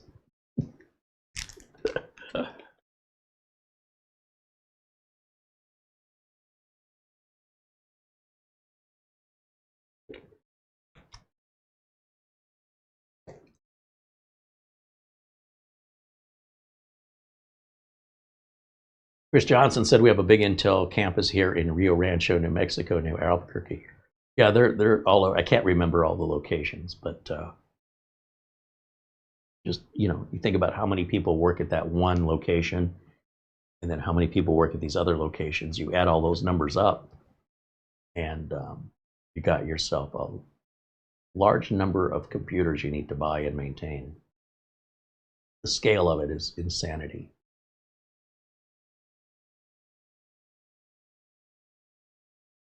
Kobina Williams says, why are digital products have very bad taste in our mouths today? It's like every tech company has decided to be worse and worse this year. It's really crazy. I think just the economy. I think that, you know, how hard it is for us to buy some things. The price of food has gone up. The price of gas has gone up. Well, it's gone up for them too, right? And they don't want to go out of business. You probably don't want them to go out of business, or you won't be able to buy their products at any price. You certainly won't get any support or warranty if the company goes out of business. I don't think these companies are being nasty or necessarily taking advantage. They could be, but I don't think that's what's happening. Maybe I'm naive. I think they're just trying to figure out a way that they can stay in business. There was a video I was watching just before the broadcast where this guy has a little hot dog store. I think he's in New York.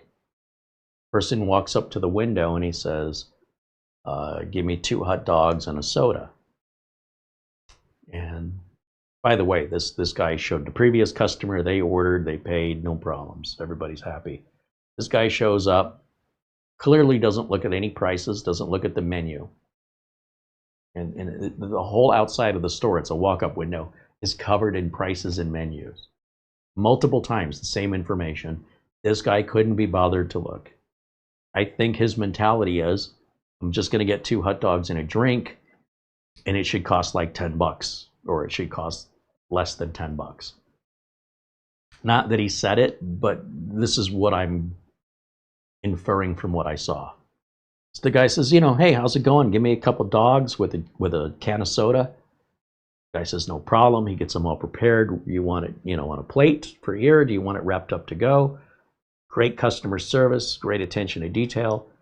Guy says, yeah, it's all good, wrap it up to go. Says, okay, it's $14. And the guy goes, wait, what? For 2 hot dogs? He goes, yeah, and your drink. The hot dogs are $6 each. Your drink is $2. Your total is $14. Guy says, well, when did hot dogs get $6? That's crazy. It's expensive. The guy says, you know what? Take your money back. I won't take your money. Go have your hot dogs. And if you like them, you want to pay, come back and pay. If you don't like them, don't pay me. I use higher quality hot dogs than those others. Mine are bigger. You're getting more hot dog and a higher quality hot dog. My prices have gone up, and so I've had to adjust. The guy says, no, I'm not, it's fine. You keep the $14. I'm just not coming back again. The guy's at a loss. If you're the business owner, what are you going to do? And I agree. I mean, $6 for a single hot dog. I can go to Portillo's and it's $3.99 for a hot dog at Portillo's. But are you going to argue and bicker over $2? I mean, $4 to $6. Last I checked, that's a $2 difference. This guy acted like, oh my gosh, you're ripping me off. But you don't know what this guy's expenses are, especially in New York City, assuming that's where this was, where the rent is very, very high. It ain't getting any cheaper. Would I balk at a $6 hot dog? I mean, look, you shouldn't be surprised. It's not the owner's fault. You weren't paying attention to all the signs outside. The price is clearly stated time and time again. And the person probably figured, this is routine. It should be about $10, right? And they don't bother looking. They've looked before. And they assume nothing's changed. And then they act shocked when the price comes. And kudos to the business owner for saying, look, if you're not going to be happy, I don't want your money. You can keep the hot dogs. But if you enjoy them and you want to pay for them, they're good quality hot dogs. They're worth the money. And the guy said, again, he said, no, I'm not looking for free food. I'm just not coming back here again because of $2. He didn't balk that the can of soda was $2. I mean, come on. You can get a 12-pack of cans of soda for $8.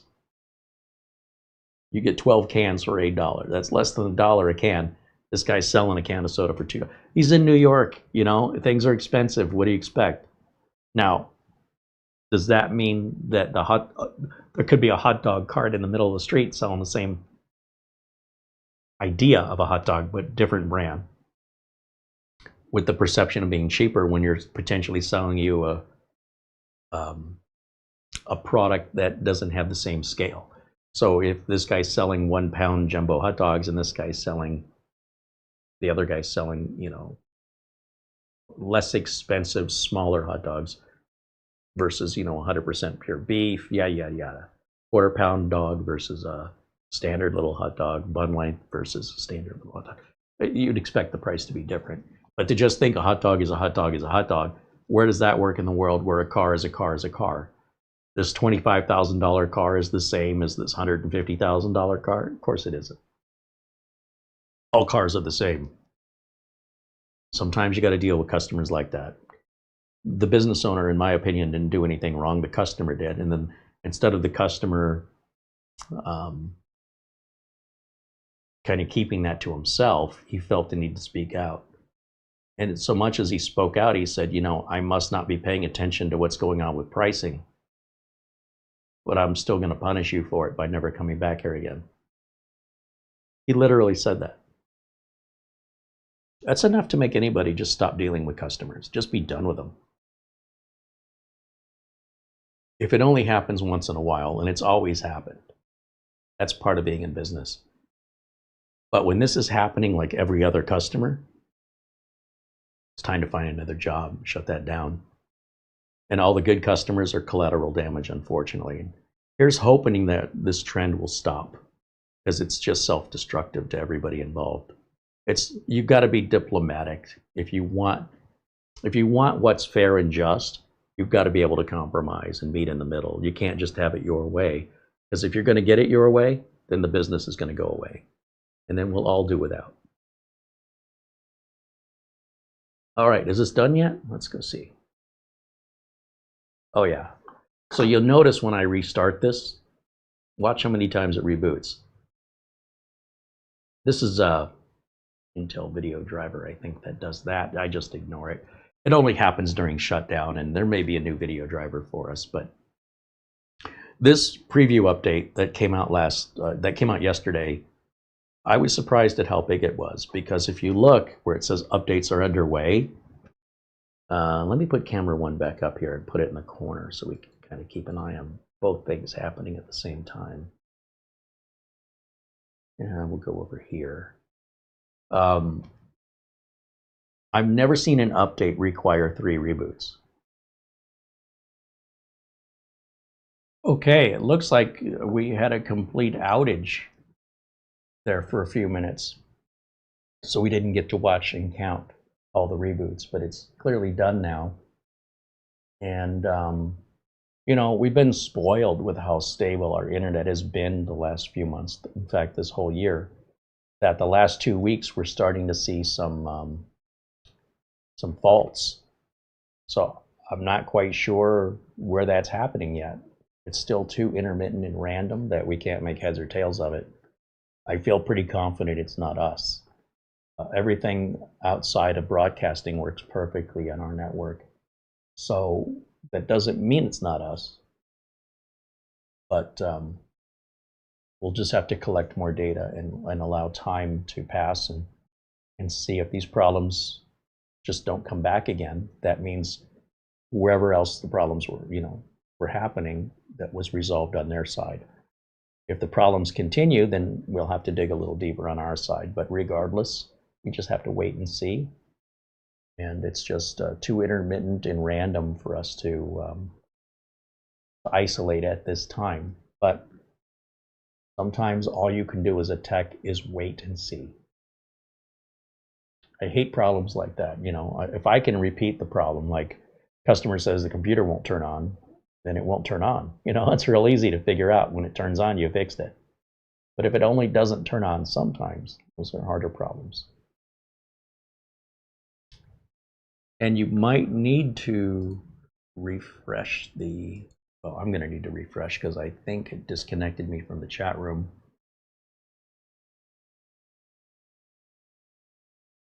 There, okay.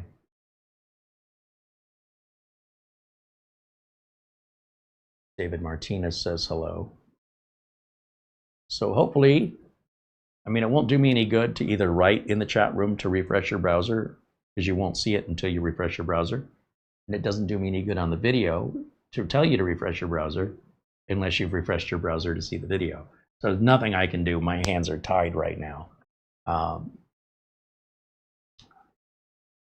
Hopefully you guys will figure it out. Okay. I'm going to go back to Windows Update over here. There should not be any more updates waiting for us.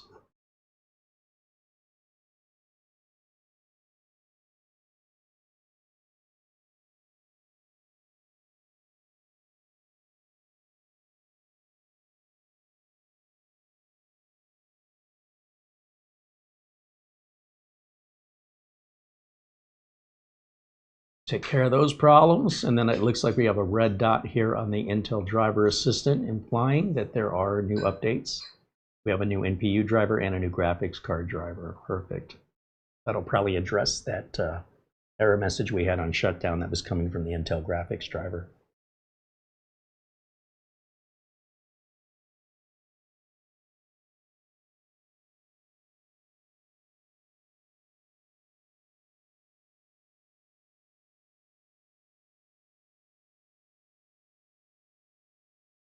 Wants to restart for virus and threat protection. That must have been from Windows Update that was running in the background. Yeah, that's exactly what that was. That's fine, that can wait. Oh, and you know what? It just went green all by itself. That was just during the update. Once again, it's an example of reacting too soon and not allowing something to finish. You have to learn patience in this industry. which is difficult when you're dealing in an emergency. If somebody is injured, let's say in a car accident, and you need to get them help right away, you don't want to just pick them up and move them, because you can cause permanent damage if it hasn't already. You need to make sure that their head is secured and they get moved properly onto a stretcher. And if you don't take your time and do it right, you can be held accountable for somebody's injury they'll live with for the rest of their lives, all because you panicked and overreacted. So always take a deep breath and relax a little bit, think something through, and give it an opportunity to correct itself. In most cases, Windows 11 does a great job of correcting itself. You just have to be patient. Now, what's occurred to me is that we have established inadvertently a bunch of evidence on this channel that counters what people are saying online. And I think I need to start using this to take advantage of proving a point instead of just arguing with people who like to argue. When you hear about Windows updates causing a problem, can you tell me a video where we've ever put any computer up here? Customer computer, a new review, a laptop, a desktop, something we built by hand. As much as you might not like watching those Windows updates sitting there taking forever, have you ever seen one fail? Ever? On this channel, live, unedited, broadcast live, have you ever witnessed, ever in the history of this channel, a Windows update fail, where then, you know, when we reboot and we try the update again, that same update fails again? Most of the time when the updates fail, it's because a duplicate update already happened in the background, and that's why it doesn't get offered again. Have you ever seen on this channel a Windows update result in a computer not booting? Because when you look on social media, it's happening to all these people. So I want you to ask yourself one question. What's the difference between what I'm doing and what they're doing?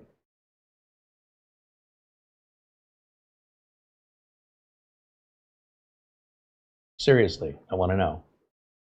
I think I know what's going on. I think these people are monkeying around with their systems, listening to this nonsense being posted online. They're damaging their own computers, and they don't know it until the Windows update comes along, and they blame Microsoft for it. And Microsoft says, oh yeah, we're getting reports of this and we're addressing it, but I've never seen it happen once. Not that I can recall. I've never seen it. We did have that one issue where there was a particular Windows update that needed a partition to be a little bit bigger. But that was a long time ago, and Microsoft doesn't even offer that update anymore. They've removed it entirely. It's no longer valid. But regardless of that, that's the only... It didn't prevent the computer from booting. It just wouldn't install the update. So what? That's a big difference from, you know, BitLocker engaging or something like that. Like, what are people doing to their computers? And furthermore, why aren't they taking any accountability? Why are they so quick to point the finger away from them? Why are they looking for someone to blame when what I suspect is, and most of these, not all of them, but on most of them, the two main culprits for Windows updates not working are the customers themselves causing their own problems, and they just don't know enough about computers to even consider themselves as being the problem. And the second thing is bad developers that write terrible code, they write terrible drivers, and they get away with it until Windows Update crashes and people blame Microsoft, to come to find out it's the driver or that particular software you're running. And you may not have a choice. You may have to run the software for whatever it is you do. It's not your fault that that company sucks, but the fix will come from the company, not from Microsoft. And I see more of that in reality compared to the sky is falling reactions I see on social media. Anytime there's a problem, the world's on fire, and these people have matches in their hand, and they're like, I don't know, Microsoft did it. You're the one with the matches in your hand.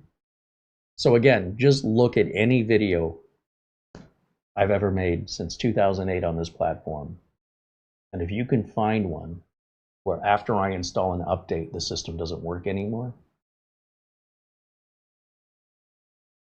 Send us the link to it.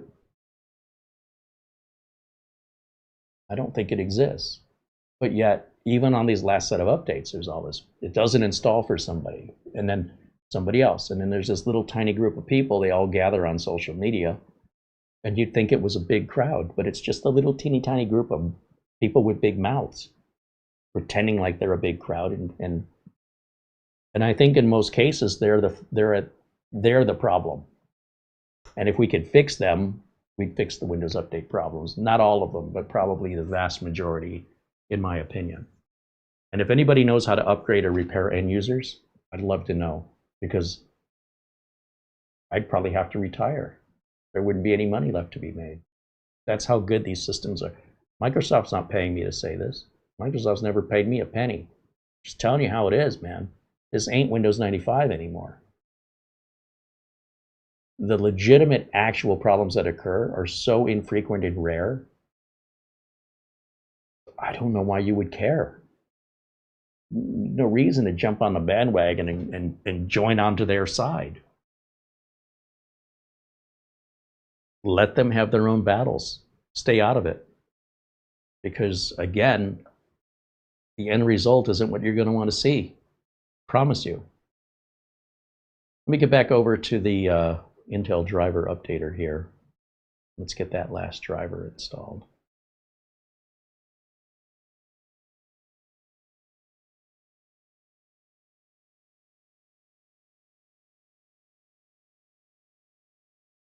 And of course, you know, when I talk about the end users, I'm talking in context to the ones creating the problems, not to all end users. But there's a significant portion of end users that are creating their own problems and refusing to acknowledge any role in their own demise, insisting it's somebody else's fault, that they themselves have made bad decisions and don't know what they're doing.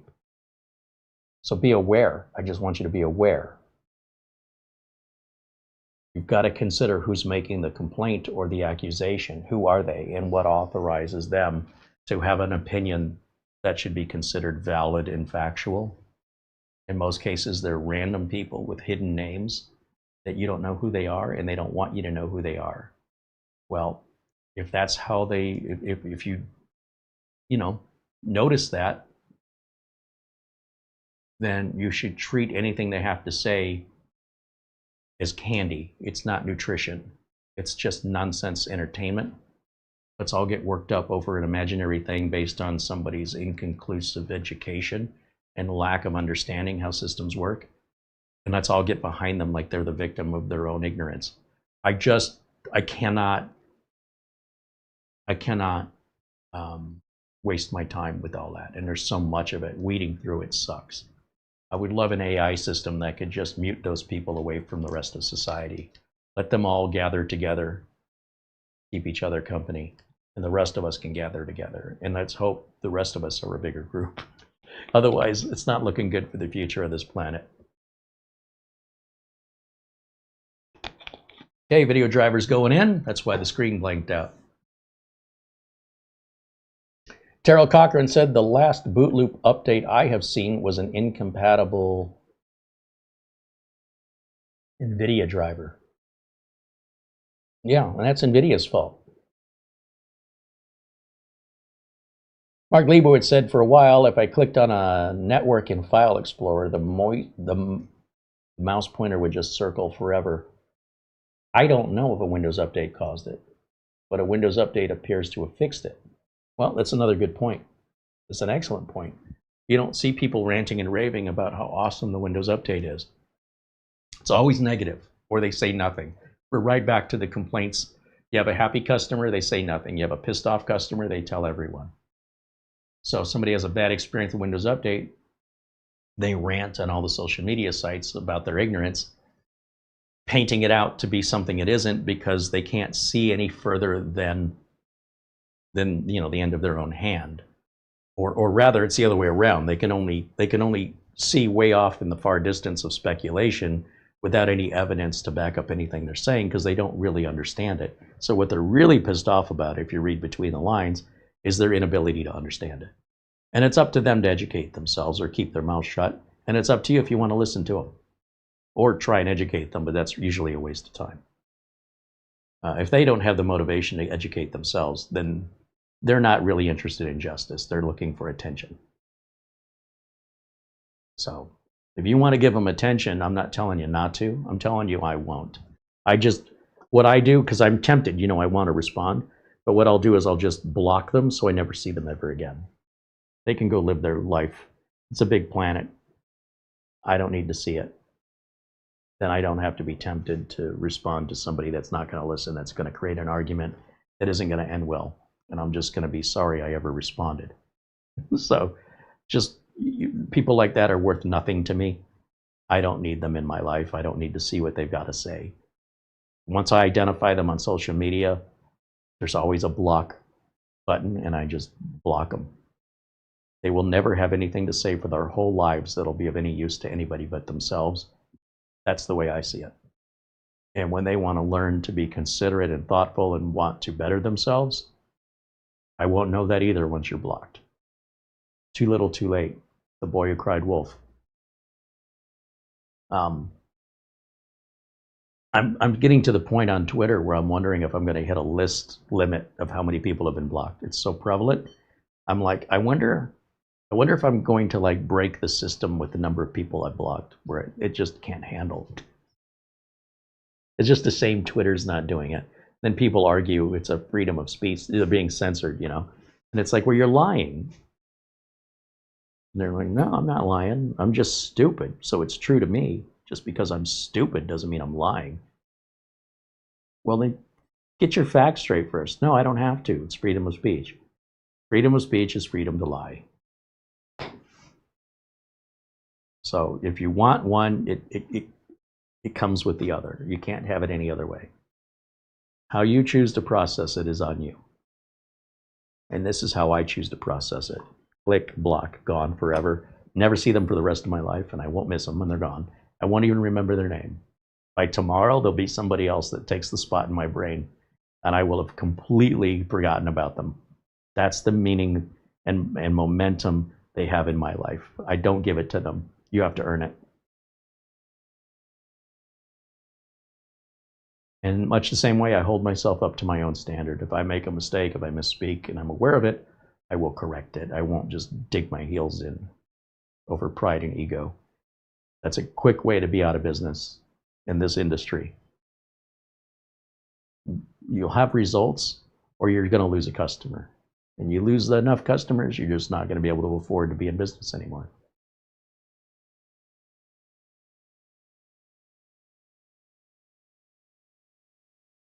Mark Leibowitz said, yesterday I fixed an inaccessible boot device error for a client by booting into safe mode and then booting again normally. He has like 95 things loading at startup, mostly security theater, just saying. Yeah, sometimes booting Windows into safe mode. I'll tell you where I've seen that particular error is if a BIOS changes from RAID mode to AHCI and you reboot, you'll get a blue screen error.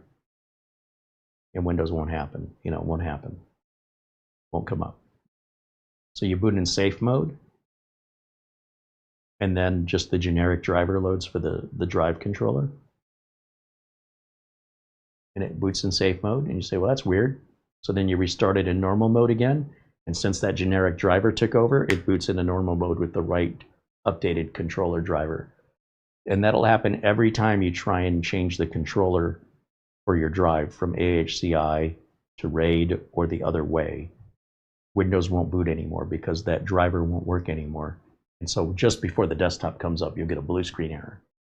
And that's exactly how you fix it. And I've demonstrated that live on camera with a number of Dell computers. I've demonstrated, shown it live on camera a half dozen times. All we got to do is get those Dells out of RAID mode. That's how they ship, which is really stupid. Put it into AHCI and we'll trigger that blue screen. Then I boot it in safe mode, it boots normal, and then I boot it in normal mode, and I haven't fixed anything, and it's all fixed.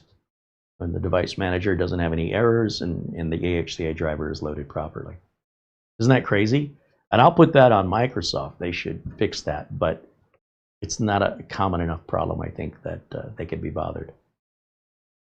But you can recreate that if you're curious. Just go into your BIOS, and if you have RAID as an option, change it to RAID and watch what happens. I think we could do it to this. I don't think this supports RAID. It probably doesn't. Let's just look. We have a little bit of time. This is what happens when you offer customers options. It's going to lead to a support call every time from certain customers that are the kind that want to monkey around in there and think they can make things better, and all they do is break it. It's theirs. As long as they pay their bills, keep breaking it. I'll keep making money from it. I need to get my car's air conditioning fixed, so go right ahead.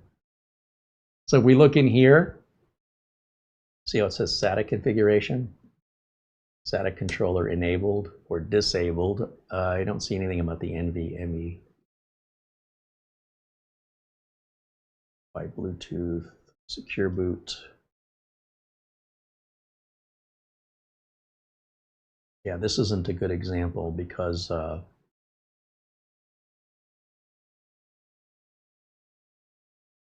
SATA configuration shouldn't matter. It's M.2 SATA. Does this have an M.2 SATA drive? Let's be a consumer, and let's say we followed some content creator online and he said to make this change for better performance, and we're stupid enough to believe that nonsense. And then save and exit. Anybody want to bet what's going to happen next? I honestly don't know. Either it'll say there's no boot device found, or it'll make no difference at all if we're not using a SATA drive in here. Then ignorance is bliss. And it's booting, so now is it a placebo where we go, oh, hey, my system's faster now, that content creator? No, it isn't. It's not any faster. That's all in your head. All in your head. It's all lies. But in this case, we weren't using it. So if we enable it or disable it, it's not making any difference because we weren't using it to begin with. You'd have to be using it. Let me shut this down, because I really would like to prove what I'm saying. I don't want you to take my word for anything, and I don't want you to have to go searching to find one of the videos. Let me grab one of these Dell units. I still have a few of those giveaway units that are only Windows 10 capable. So bear with me as I step away from the desk for a moment over to my inventory shelf. I know exactly where they are. And these things are going to be way out of date. These haven't been plugged in months. Might even have bad BIOS batteries at this point too. Okay, I'm working my way back.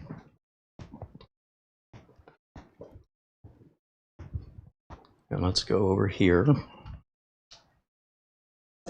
Let's just take all these cables over here and move them over here. So there's power. Move the keyboard and mouse for a second. Did I turn this off? Yeah, it's off. It's warm. It's not hot though, but it's warm. And we'll plug our internet in. Look at all the dust. We'll plug our HDMI in right over here. And then keyboard and mouse, plug that in. And then let's grab, where's my power supply? Oh, this one plugs directly in the wall, so I need a 3-prong. Let's grab this one. And I want to unplug this just so I don't accidentally turn it on.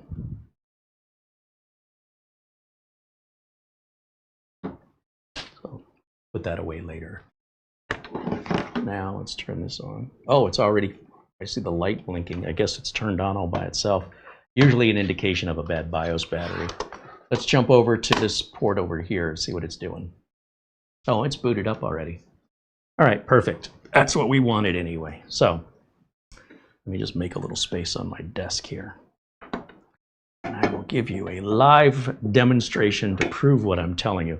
If somebody is not willing to demonstrate a problem or a fix, and show the before and after, then you should not believe them until they do, or until you take the time to verify it yourself. If both of you are so lazy you can't be bothered, then you should assume it's all nonsense.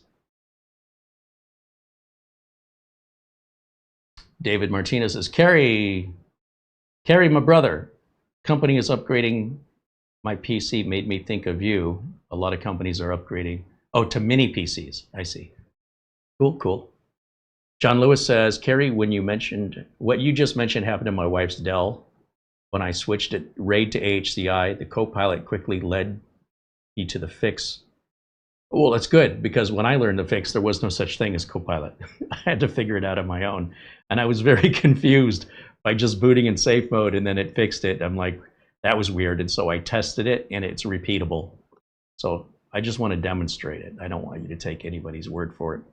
Let's go to start, power rather, and then restart. And I can't remember, is it delete or F2 to get into the BIOS on these? Let's hit delete, see if it brings us in there. Delete. Come on now. Press escape for the startup menu. I don't want a startup menu. Okay, well, that didn't work. Wait for it to boot up, and then I can try again.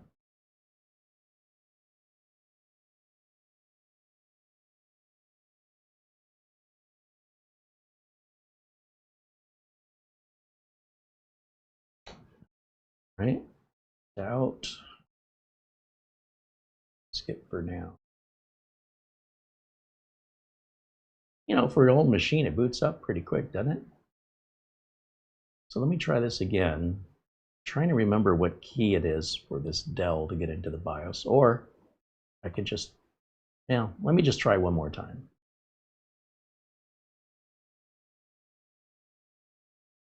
Said to press escape for the startup menu. Let's see what that looks like. Start pressing escape. Oh, it's beeping at me. All right, here we go. Continue boot, no. System information, no. Management engine. BIOS setup is F10. I still would have gotten it wrong. I was going to do F2 next. All right. And then let's go to, where is it in here? Is it advanced? Boot options, system options. No, it's none of that. And device options. No.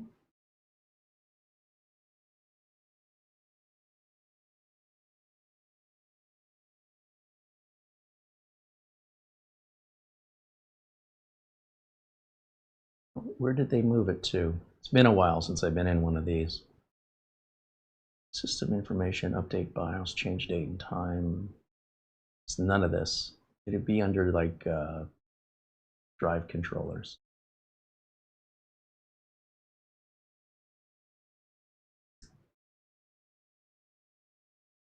None of this is asking about RAID or AHCI. I think it's in here somewhere. Legacy boot order.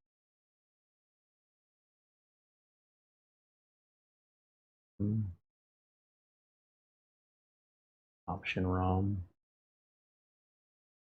That's interesting. Option ROM is all legacy. You just say all UEFI. That's not what I'm looking for. It's not one. And that's all we've got. So maybe on this system, Dell never can. Oh, this isn't Dell, this is HP, isn't it? Wait a minute, what is this? I don't even know anymore. This is an HP. That's why I'm not finding it. Silly me. Let me just hit escape. I'm not going to save any changes because it's working. Let's let that reboot. And then what I'm going to do is I've got another one of these that's a Dell. They all look alike. So give me 1 second. We're going to let that reboot to, you know, back to the desktop, and we'll shut it down properly. And I've got another one over here that's a Dell. I really want to demonstrate this. I don't want you taking my word for anything, and I don't want you to have to search through my videos for this particular subject matter, because I have no idea where to tell you to look. Whenever we were reviewing all these, we demonstrated it. Whenever that was, back at Studio B is when, that's all I know. It was at Studio B when we did it. So let's go back over here now, and let's shut this down.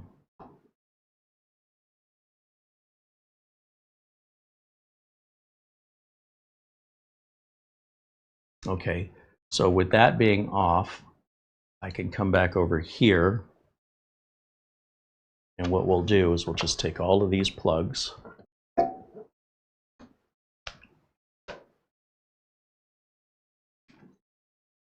How did I do this? All right, this is the one I want right here. Did that turn on all by itself? Nope. So I think when it turns on by itself, it could be a bad battery. And then HDMI.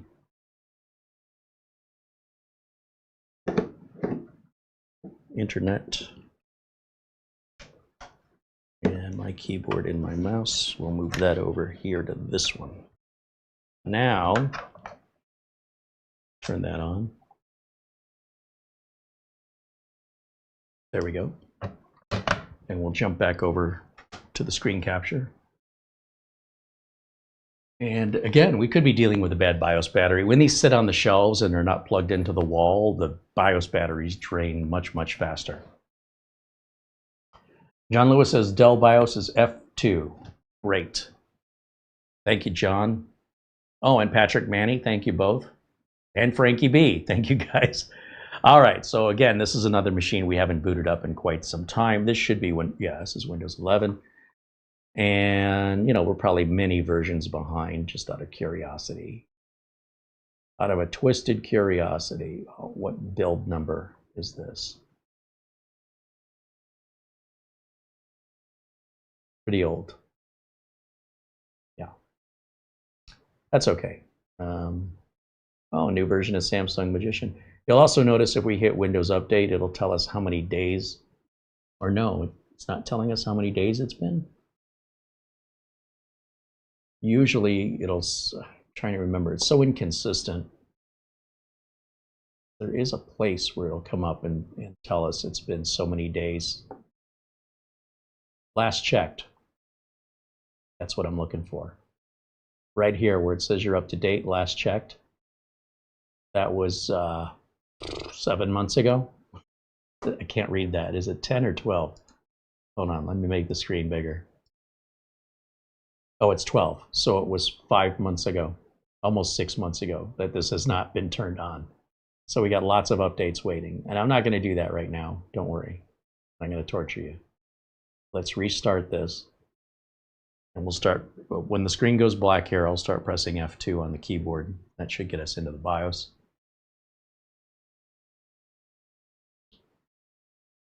And it's probably downloading updates in the background, whether we like it or not anyway. But again, I'm not going to wait for them. So here, it should just do a normal restart. And it may just have to close up some background automated tasks like Windows Update, which may take a minute. Just a moment. There we go. Now I'll start, just press F2 about every half second or every second, so that when it comes back up with the post screen, there it is. We actually never saw the post screen. That's why sometimes waiting for the post screen, you've already waited too long. Interesting looking BIOS on this unit. Let's go to storage. Okay, it says AHCI NVMe. And if we change that, so again, this is not the BIOS I was expecting to see. Oh, this is it here, RAID on. Warning, changing the setting may prevent your operating system from rebooting or require a reinstall. Well, it would only require a reinstall if you lack the intelligence and education necessary and you don't know any better. that leads to people making false statements online saying, when you change it, you have to reinstall. No, no, it doesn't say you have to. This is based on your ability as an end user or technician to know what you're doing. Let me demonstrate. Do we want to continue? We do. This should reboot and give us a blue screen. I guess I have to save and exit, right? Apply changes. And then I don't want to save that. Just click OK.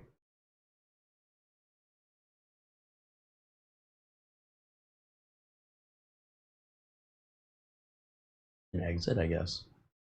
That should have saved it.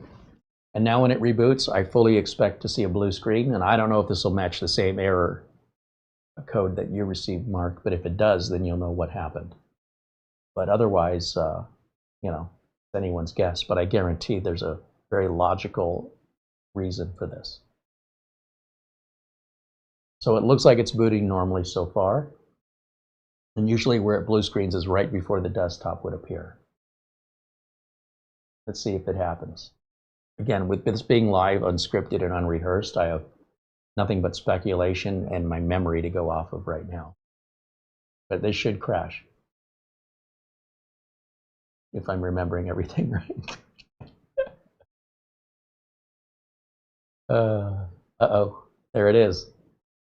So the stop code is a 7B. If you look at the bottom of the screen, it says inaccessible boot device. If you see a stop 7B, that's a controller change in the BIOS every time. Every single time, without exception. I've never seen that occur for any other reason.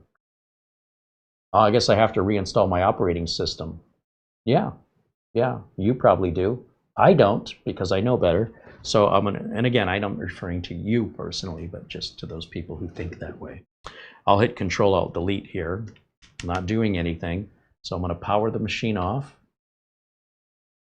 Turn that off. Just holding the power button in until the machine shuts off. There it goes. About 10 seconds. Then I'll press and release the power button. And what is it? F8, I think, is to get into safe mode. Some people have said like right shift, left shift. I've never had that work on any system, so, and I missed it, darn it. It will pop up after, if you allow it to blue screen 3 times in a row, then on the 4th time it should pop up this safe menu. Safe mode option. So you can keep trying it, and then as long as you keep failing on that 4th reboot, it's going to give you what you wanted anyway. So I wasn't able to get in there. We're expecting this to crash a 2nd time. Yep, there's our crash. Hold the power button in. 1, 2, 3, 4, 5, 6, 7. There it goes. And turn it on again. I'm going to start pressing F8 right now before the boot logo appears. Just repeatedly pressing F8 and see if that does anything. Now, so unfortunately, they've override, Dell has overridden the F8 key to the BIOS diagnostics, so we're going to reboot again. I can hold down left shift or right shift. Again, I've never had that work for me, but I'll try it.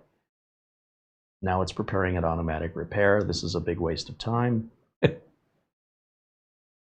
Here's your keyboard layout. I don't want any of this. Get out of here. You know, all right, US is not going to let me do anything. Troubleshoot. Oh, this is the menu I wanted. So we're going to troubleshoot, and we're going to go to, it's not startup repair. Not system restore.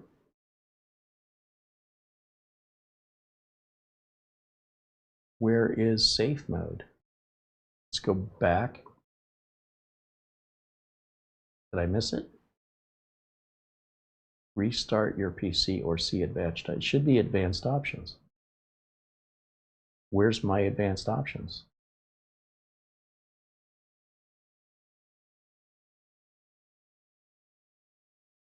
This is not the screen I wanted. So let's go back again.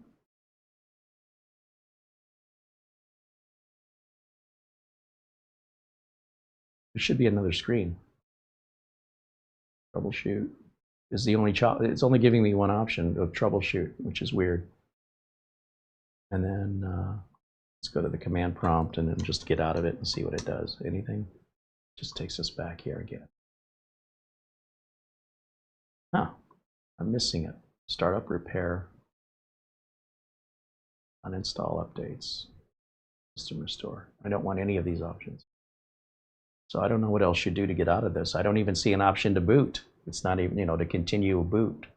That should be here as well. I should see another option to continue to boot. It's not here. I'll choose turn off my computer. We'll wait for the system to shut off, and then we're going to turn it back on again.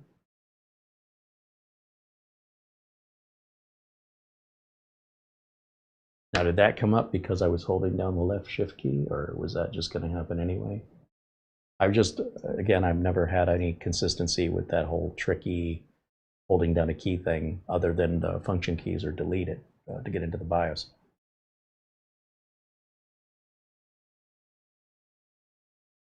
So I don't think it's going to make any change here, but all we did is we went into the BIOS and made a change, a very simple change. This leads to a support call, and it can lead to somebody formatting their computer and reinstalling and doing all the updates and drivers. What an overkill solution, but it does, it gets you there. And let's see, let me just look in the chat. There is a way.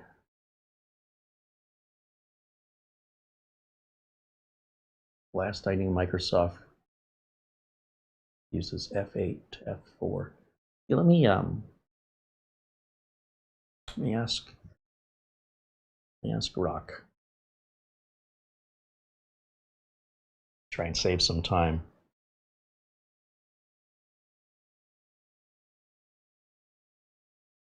What key can I press? Swipe left to cancel. What's going on? It's not working. Hold on. Try this again. What key do I press to boot Windows 11 into safe mode? The easiest way is to hold down the Shift key while clicking Restart from the login screen or Start menu. Then navigate to Troubleshoot, Advanced Options, and Startup Settings to pick Safe Mode. No single key boots directly into it. Okay. So I guess the reason why the Shift key trick isn't working for me is you have to do it when you click Restart. I'm doing it after. I'm doing it like once the machine is posted, just before post, which is too late. So let's follow their, well, I guess I can't because I can't get into Windows. How can I get into Windows to boot into safe mode so I can get into Windows? That's not going to work.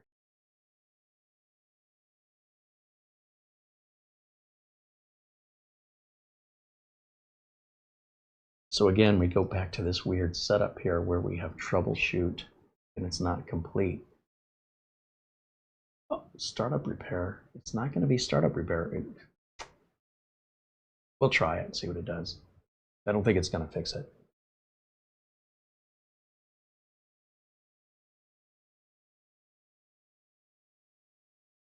So half of what I wanted to show you worked exactly the way I described. Now, the second half of it, because I'm a bit rusty on this. What about advanced options? No, it still takes me back in a circle. Oh, that's funny. And then this will take us into the BIOS.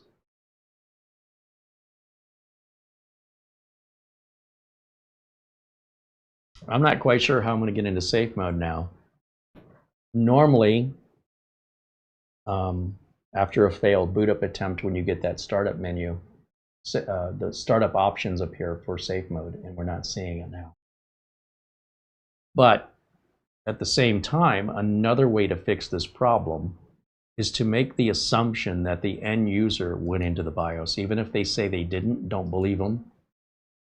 Because maybe it was maybe they're not lying. Maybe somebody else went into the BIOS without their knowledge. Or maybe they're embarrassed. They don't want to tell you the truth. So I would come in here on a client's machine. If I experience the same sort of hiccup where I can't figure out how to boot it in safe mode, then I'm going to go back to storage. And whatever, if this is on RAID, I'll move it to AHCI. If this is on AHCI, I'll move it to RAID because I don't know the way it was. I only know after the fact. So you're not going to make it any worse.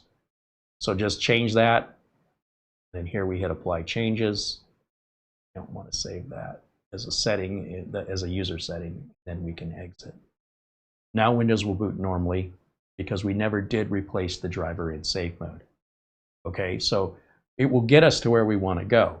Now, if there's a particular reason why that was changed, this doesn't solve your problem, does it? As far as like, well, I wanted it in RAID mode and I don't want to reinstall. Then we're going to have to figure out how we're going to get into safe mode. And I'm sure just a quick Google search will answer it. I just don't know it. I don't remember it anymore on the top of my head on a live video. But the information is there. And I'm sure we're going to get to the desktop with no errors this time, which would be a valid fix in most cases.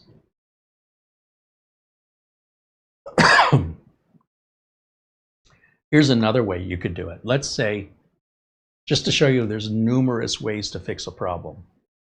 It's up to your creative imagination or somebody else's if you Google it. But what just occurred to me is, let's say I said, okay, customer, you were in RAID mode when you needed to be in HCI, job done. The customer says, no, the job's not done. I put it in RAID mode and I don't want to lose everything. Does that mean when I put it in RAID mode, I have to start all over again? Well, yes, if you don't know any better, you'd be right.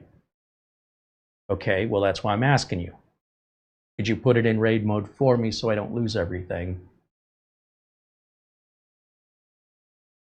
I can research how to get into safe mode, or I can do that right now. Watch this. Now that we're booted, we just do this first. We tell Windows Update under Advanced Options, under Recovery and Advanced Startup. Watch this. This is just an example of how you as the human being process the data. And that's why there's so many different interpretations and different solutions to the same problem. Nothing's right or wrong. It's just how the user or the technician wants to go about the attempted repair. So in this case, this is now yet another way that we have, which will be to boot it normally, then go into troubleshoot. This is the menu I was looking for under advanced options, and we want startup settings right here. So we're going to go to startup settings, which will enable an option for safe mode, right? And when we hit restart, then we're going to go into the BIOS and make the change now, because on the next boot, it's automatically going to offer us that boot menu. Watch. So I'll start pressing. I missed the opportunity. Darn it. Press F10 for more options. Oh, see, it looks like maybe Dell took that over too. I don't know. So what I'm going to do, press Enter to return to your operating system. I'm not going to give it any answer at all, just to try this. I'm going to hit Control-Alt-Delete, and then I'll start pressing Escape, because that's what I should have been pressing anyway. That brought us to the main menu I want. And let's hope that that'll come up. Man, I missed it again. See, this is the challenge. It's all about timing, and I missed it. And so now it's probably going to boot normally. Let's see. Yeah. But what I'm getting at is during that reboot, where the next boot is going to be the menu, that's when you go in your BIOS and make that change. Then save and exit, and then that menu should come up very first thing. Then choose safe mode. It'll boot fine. Then choose normal, and now you're in RAID mode. It should be that easy, but I guess my timing is off. Try it one more time. Settings. Here's Update. Advanced Options. Recovery. Advanced Startup. Restart now. And then escape, escape, escape, escape, escape. Keep pressing it. Come on. Get through. Keep pressing.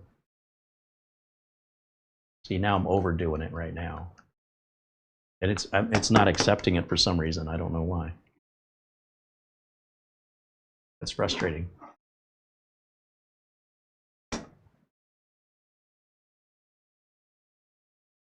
Control-Alt-Delete. No, that's not going to work either. Ah. Use a USB drive. Troubleshoot. Advanced. Startup settings. Okay, well, anyway, this is where we want it right here. Hit restart to get the menu. I was even doing it too early regardless. So let's do that. And then restart. Now I'm going to try F10 instead, just to see if F10 gets us in the BIOS. We're still okay. F10, F10, F10. No, it's still not getting me in the BIOS. This is frustrating. And then I'll say 4 to enable safe mode. Come on, get me in the BIOS. Not doing it. You see the point I'm making, right? And it depends on the computer. That usually works for me. But there's safe mode right there. And had I gone into the BIOS before the desktop loaded, it would have loaded in RAID mode. No problem, without the error. And then when it does, you can just reboot normally. And the job is done. It's just, you don't have to work that hard to do a complete reinstall. It's just that I'm either hitting a wrong key. I'm not sure why it's being ignored. Like if I start hitting escape now,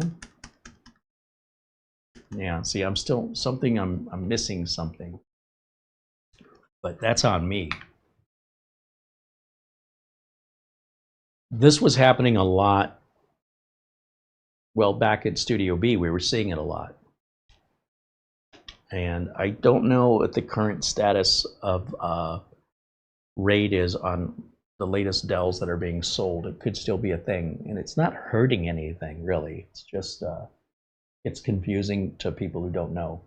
But stop 7B is your code you want to look for. If you see stop 7B, you know that's a drive controller. And the easiest way to fix it is put it back.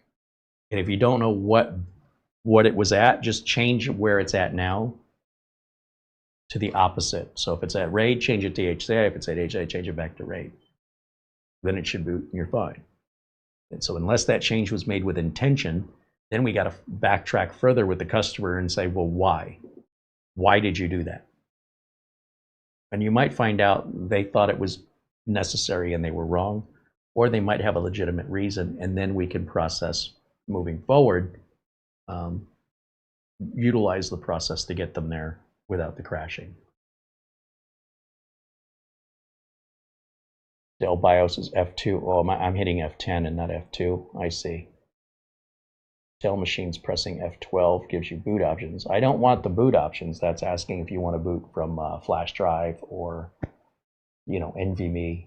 What I want is a Windows boot option, not a BIOS boot option. So the Windows boot option would be safe mode. There is no BIOS boot option for safe mode. All right, so F2, that would explain why I'm frustrated. When you're dealing with these in an office and everybody's got the same computer, you'll know it by heart. I'm working on everything's different every day, right? So unless I see an abundance of one manufacturer, the information may still not stick in my head unless I'm seeing it regularly. Like I was seeing these Dells regularly back at Studio B, so I was remembering. I haven't seen one in a while. I've since forgotten. Here we are, back to square one again. Welcome to the career of a field service tech, where you're often working on just a wide variety that, that varies with there's no set standard on this, unfortunately. It may take a little bit more patience to do a little research. I'd rather just poke around and guess, but that may be taking me longer. I want to try it one more time now, because now you got me curious. Let's get back over here.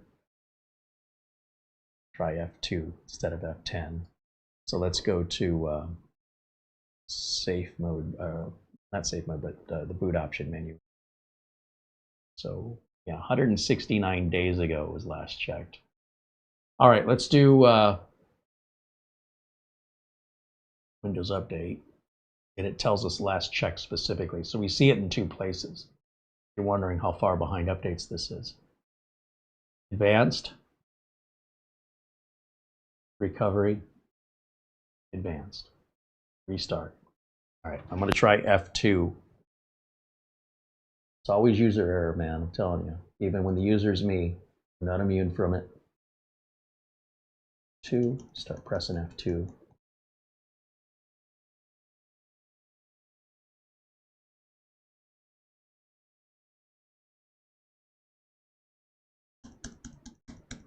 Hey, that worked. All right.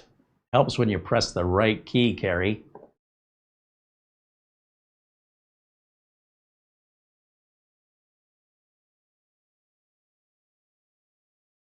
Where did storage?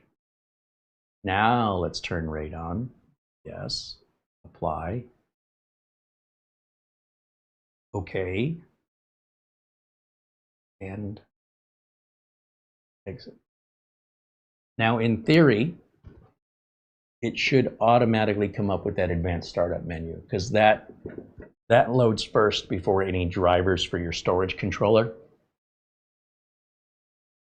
And then we can select safe mode and reboot one more time. In theory, this is a way to work around it. No, it's not going to do it.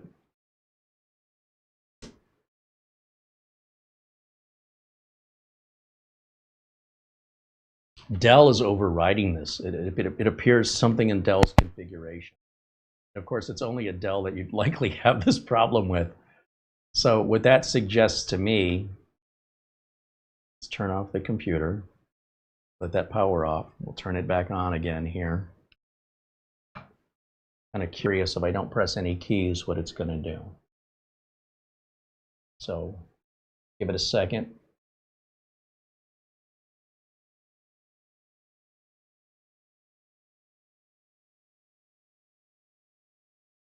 And then once I refresh my memory, it'll be much faster for me to do it in the future. It's like riding a bicycle. I'm a little wobbly right now because it's been a long time. And you know, this is the way it's going to be. Even when I do this for a living, I just can't remember and retain every single different idiosyncrasy of all these different systems and models, even from the same manufacturer, can vary in process. Okay, so there's our stop 7B error, right? So it's bypassing safe mode. And what that tells me is, if I hit, I guess I can do it that way. Let's turn this off. We'll hold the power button in until the machine shuts off.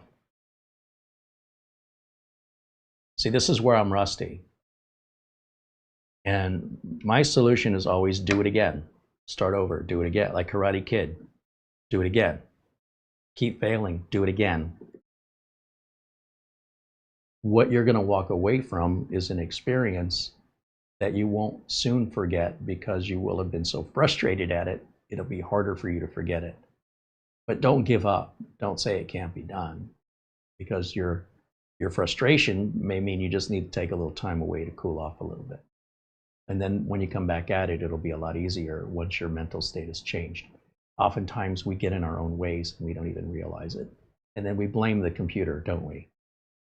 So if you want to do this, if you want to be good at it, whether you want to do it for a living, if you just want to be good at it, you've got to be tenacious. See, so while I'm talking, I missed my opportunity to get back in the BIOS. But what I wanted to show you, turn this off one more time, is just changing my process just a little bit.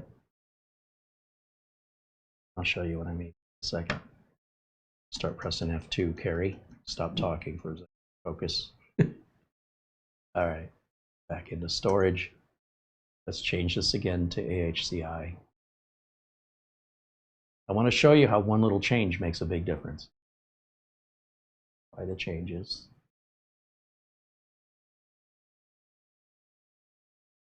So when it boots up normally now, I'm going to go back to recovery. I'm going to say, give me the advanced startup menu. Allow it to start up. Tell it on your next start, you want to go into safe mode. Then restart. Then go in the BIOS and make the change. That may be all the difference in the world, and can change what I've been working on for 25 or 30 minutes into a 3-minute job, simply because I know what I'm doing versus I can't remember what to do. But let me just verify this. I think it's going to work very smoothly now.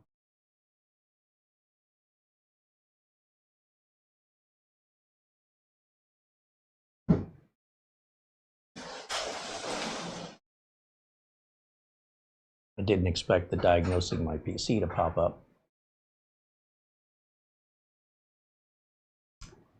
And just ignore this, restart. Because we changed the controller back, it should boot fine.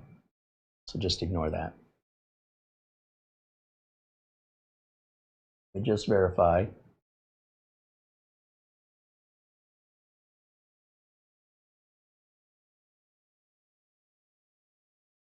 I don't want you to take my word for anything, but sometimes it's the nuance. It's those little details that can make good advice bad. You know, it didn't work. Yeah, because there's a little piece there that we're not quite getting it exactly right. And the computer is going to be consistent. You're the thing that has to accommodate the computer.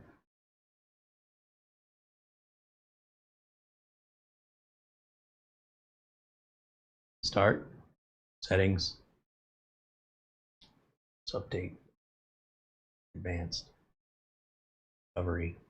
So repetition, repetition, repetition. It's got to be drilled into your head. Restart now.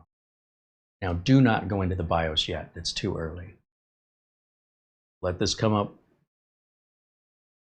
and give us the opportunity to select our next boot to be safe mode. Then on that boot, go into the BIOS. Make your change, and then it should restart when exiting the BIOS into the safe mode and complete the request from before. In theory, that's how it should work. So troubleshoot, advanced options, startup settings, restart. Now start pressing F2, and let's hope we get in the BIOS now. It's got to be precise if you want it to work. Perfect. Storage. Now turn on RAID. Yes. Apply. Okay. Exit. Hands off. Let's see if the option for safe mode appears now. Those little tiny details can make hours of labor into minutes of labor. But you're not going to learn this through osmosis. You have to be in the field. There's safe mode. So enable safe mode. Okay, so now we're booting in RAID mode, in safe mode, and we should get a stop 7B, right? But we're not going to. We're going to get to the desktop just fine. It won't tell us it's done anything. It won't tell us it's changed drivers. It won't tell us it's fixed anything. It's just a computer that has not been programmed for whatever reason to handle this in a more verbose way. It just deals with it behind the scenes and it doesn't tell you. So we'll wait here for a moment. I'm waiting for the little toilet bowl to be flushing. Oh, still a 7B. See, this is why we have to prove things out. I did not see that one coming. In my experience, this does boot to the desktop. So there we go. In a live unscripted video, I can't edit this to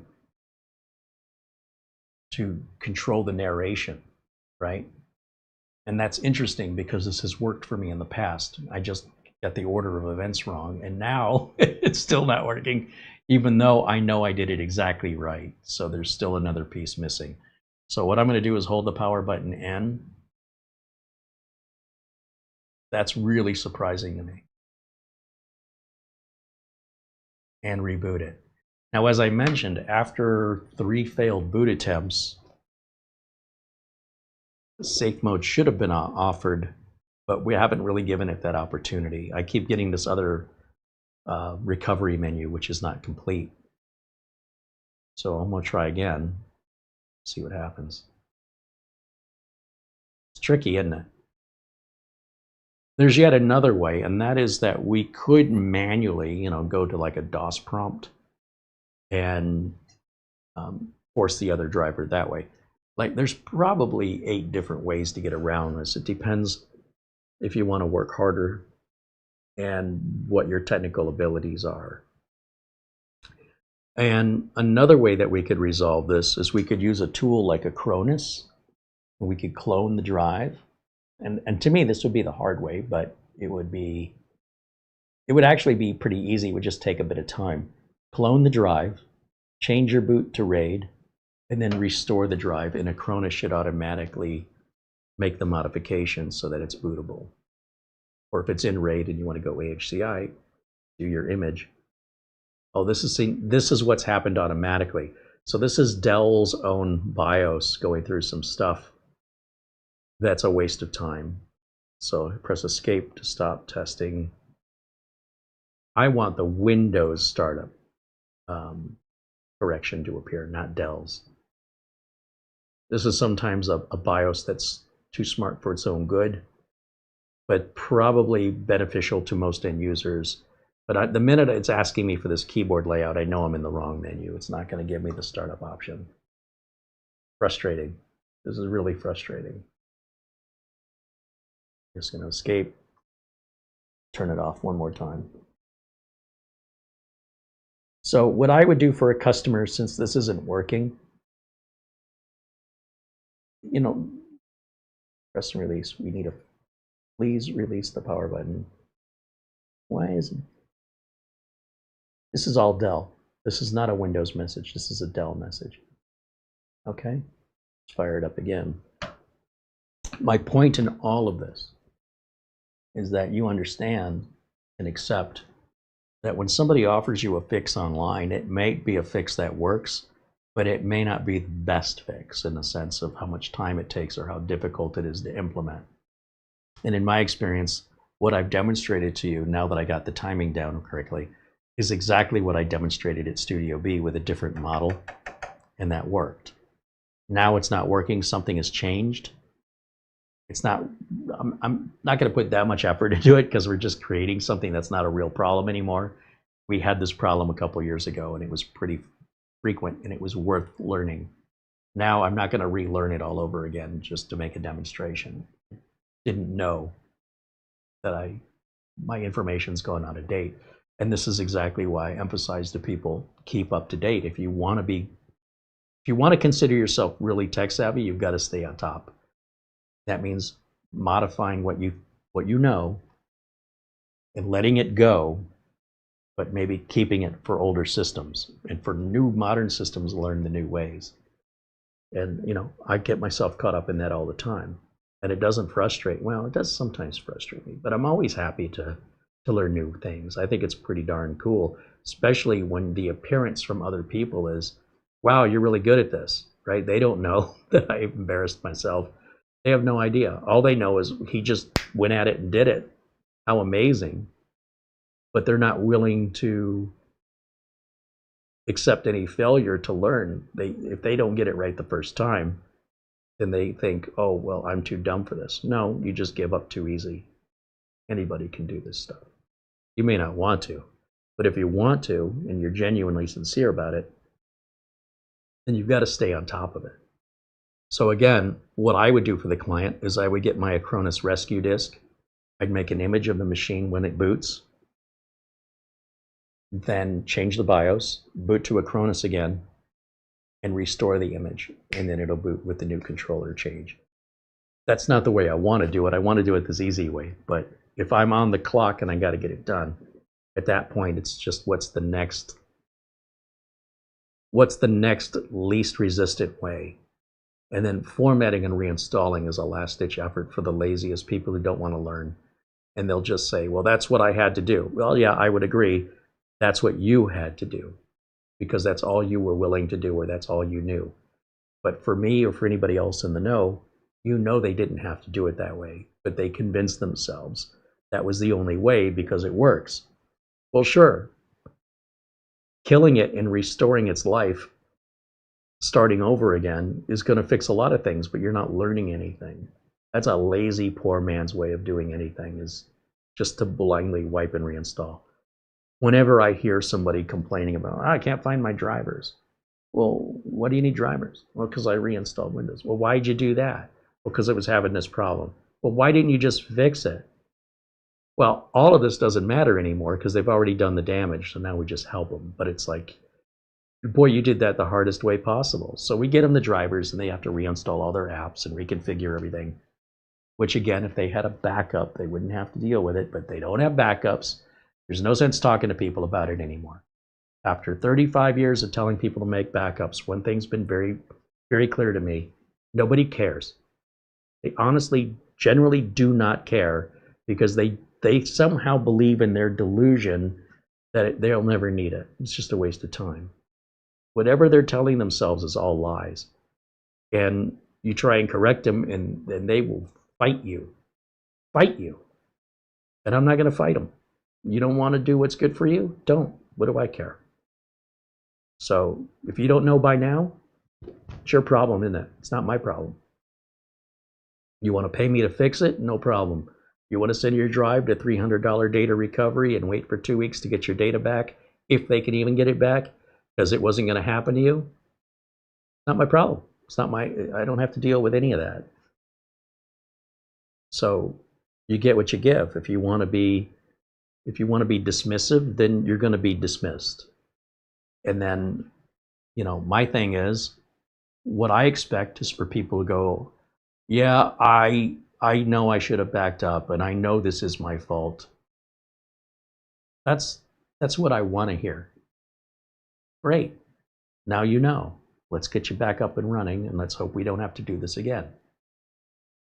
I'm a terrible businessman. That's good money right there. And I'm telling people how to not pay me, how to not need my services, and they won't listen. I'm not selling any backup software. They don't listen. Fine. After 35 years of so many people not listening, I'm just kind of exhausted, and I'm wasting my breath, and I should spend my time in a way that's more effective, where I see results. In the meantime, people will reach out. I'm a victim. Where's your backup? And then here come the excuses. Okay, well, I'm going to tell you what this is going to cost. I'll tell you how much time this is going to take. I'm okay with it if you are, but this was all avoidable, and you could have prevented it, and you could have already been up and running and had no expense.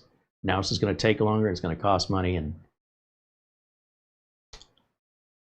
again, I'm just a terrible businessman. I should be encouraging you not to back up. I should be telling you, never back up. That's not good for my business if you back up. But I don't think that way. All right. Well, I tried to make a point here, but it didn't quite go the way I wanted it to. But as an example of how many different things and ways I came up with just during the live video to get around this, that's not the end of it. In fact, if I had more time to think about it, there's probably at least 2 or 3 more other ways we could go about this. So just because one way works doesn't mean it's the only way. And just because one way works doesn't mean it was the fastest or most efficient solution either.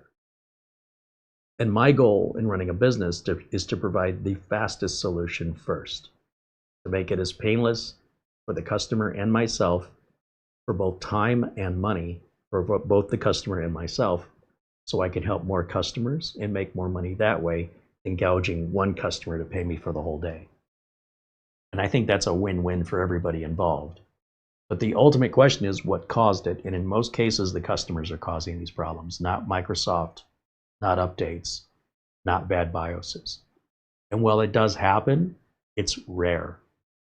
What's far more common is users creating their own problems because they can't leave things well enough alone. And then they won't oftentimes accept any responsibility. So then I don't feel bad when I give them the bill. I'm not going to argue with it. I don't care whose fault it is. I really don't. If you want to learn how to prevent it, I'll tell you. But if you don't want to hear it, I'm fine with that too. Just call me again. I have no problem doing my job because you don't want to do it. You can pay me to do it. Okay. If you don't have a problem with it, I don't. It's not what I would want if I was a customer, but clearly I'm not a typical customer because I can tell you in reality, they don't want to hear it. They just, I'll call you when I have a problem. Okay. Let's just try to help. Sorry, I tried to make you more self-reliant. You don't want to be. Now that I know that, I won't make that mistake again. You just call me and we'll keep you in the dark, and I'll just send you the bills. I need to get the AC fixed on the car, so I could use the money. I just feel like most people, wouldn't they want to be able to do it themselves and save the money? No, turns out they don't, because I can tell you, I'm still in business after 35 years, and most of the things I fix, the customers are creating problems, and they're not doing anything other than like Google searches to think that they can come up to my level of knowledge. I can be Carey. All I have to do is Google. Okay. If you don't practice something and you're not doing it every day, how good do you think you're going to be at anything? Anything. Cooking, playing a musical instrument, driving a car. The more you do it, the better you get. I don't need to learn how to drive a car. I'll just Google how to do it. I mean, that's information and it's accurate, but the actual experience of doing it, you're not going to develop the muscle skills for it until you just keep at it. And if you don't want to, like, I don't want to be a computer technician, I don't want to keep at it, well, then just hire somebody. That's no problem. That's why we have jobs. But quite often what people say and what people do, they don't match up. They say they want to do it themselves. They think they can do it themselves. Then they make the problem worse. And then by the time I get it, now a 5-minute problem is a 5-hour problem or a 5-day problem because of all the mess they made. And then I have to bill them for all that time. And I let them know, you know, it would have saved you time and money if you'd have called me as soon as the problem happened. But if you want to try and learn on your own, and I encourage that too, but just understand you're postponing how long it's going to be up and running, potentially, and you could be making it worse. You could even make it unrepairable where a reinstall is the only way back. Because, of course, you don't have a backup. So, you know, these are the frustrations in the business, and I've just learned to accept them. People are going to be people, and my job security is pretty good. My goal was to work myself out of a job, and it's not going to happen. It's never going to happen. But I appreciate that everybody here, I believe, is here because you do want this education. You do want to know this information so that you can be self-reliant. But it doesn't mean you stop learning. And it doesn't mean just because I showed you something that you now have the skill. You will have to do it multiple times in order for you to gain any sort of efficiency. There's no way around it. It's just being a human being. I can't do the Vulcan mind meld and give you the experience. You have to physically do the work. Otherwise, if you just want to know how to change a light bulb and that's as deep as the technical information goes and it solves your problem, and we're done. And some problems are that easy. Some problems are just a one-time Google it, get the answer. But computers tend to be a bit more technical, that have a bit more consequences. And sometimes things are made out to be simpler than they really are. And then the end user doesn't find it out until they get in too deep. Other times it's something very simple. And it's hard to know the difference when you're the end user if the solution being offered is as simple as it appears to be. It may be, it might not be. And then there's consequences, right? And the important thing is for people to just acknowledge, just make the acknowledgement of taking ownership of responsibility for your decisions. That's all I care about. And if customers absolutely refuse to acknowledge any responsibility, I mean, that's their choice. And I just know moving forward what to expect from that customer and how to build them. That's all.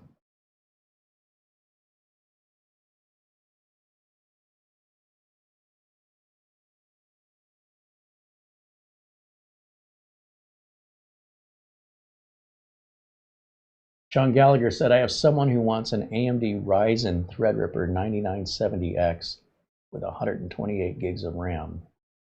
I'm going to get it at Micro Center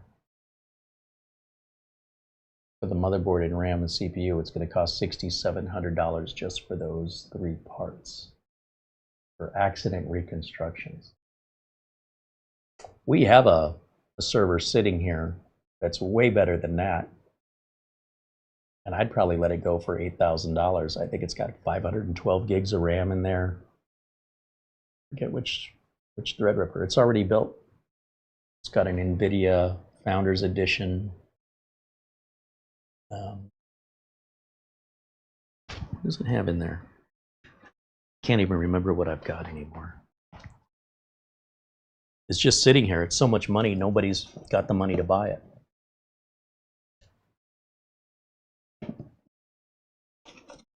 Hold on, I got an index card.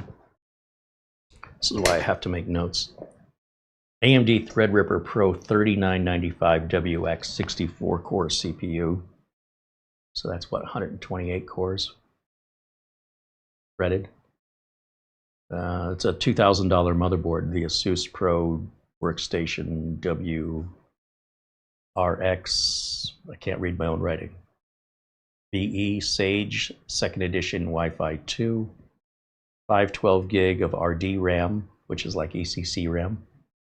It's got a 4 terabyte Western Digital SN850X Gen 4 NVMe drive, 1200 watt EVGA power supply, Windows 11 Pro that's activated, an Asus very expensive Ryujin Threadripper cooler, all-in-one liquid cooler, and an RTX 3090 Founders Edition, $8,000.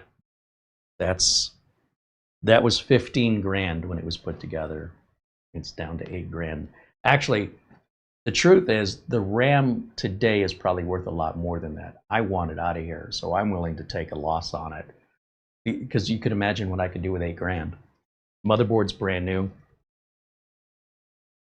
and system works beautifully, but I don't have any use for it. It's way more power than I'll ever use, so it just sits here until I get a customer that says, hey, I'm looking for a $15,000 computer, and I say, hey, I can sell it to you for $8,000. Suddenly it's a bargain. Sean Gallagher says, I will ask him and email you. Yeah, I'll deliver it to you for that price, no problem. I would love to find a buyer for that. That's a very difficult thing for me, because I don't run in those circles. I have some friends that do, but unfortunately they're all in other states, and the cost to ship that doesn't make any sense. It's way too valuable to ship it.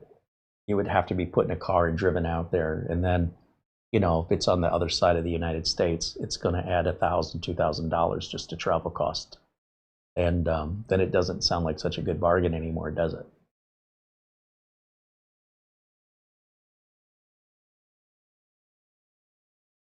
John Lewis said, I use Acronis and clone an NVMe every new Windows 11 version, and I do a new Acronis backup. Thank you, Carey, for educating me. I would just do regular backups, personally. I wouldn't do it because of an update. I don't just put insurance on my car when I'm going to go somewhere. I keep it on there at all times, because you never quite know when it's going to happen. If you think that the only time you're going to see a problem, or the most likely time that you're going to see a problem, is after an update, I would disagree. Most cases when we see problems, we have no idea what caused it, and it just happens out of the blue with no warnings. So for that reason, I would recommend you keep regular backups, whatever that means to you. And the way you would define that is simply by saying, okay, if I were to lose everything today, is the backup I made got enough on it? Or have I made a lot of changes and I'm going to be pissed off, I'm going to lose a lot of changes? Based on how you answer that question determines how often you should be backing up your own computer. It should not be based on when updates come out. But having a backup at all for any reason is getting you miles ahead of your average user. But having a current backup is even better. And it's really up to you to determine what current means depending on how you use the machine and how much data you would potentially lose. All it takes is one lightning strike and one power spike, and you're done. It has nothing to do with updates. It has nothing to do with anything other than nature is what it is, and we can't control everything. And I would say the vast majority of backups are needed for unexplained phenomenon. I'm not aware of many people using backups as a result of an update. I'm sure it happens, but in my recollection, I can't think of one instance ever in my career where we had to fall back on a backup because of a Windows update or even a software update. It's never happened in my whole career. When we use the backup, it's usually because there was a virus that infected, the NAS dies, you know, a hard drive fails, just complete random. It was just an ordinary Tuesday, and what's today, Wednesday, and this is what you got to deal with. It will be random and it won't make any sense. The only question is, regardless of what happens or when, are you ready right now? Right now, if your system stops working, if your system is stolen, your drive stops working, if you get a virus, if your whole system becomes corrupt for some reason, are you ready to handle that right now? And if the answer to the question is no, then that means it's time for you to update your backups.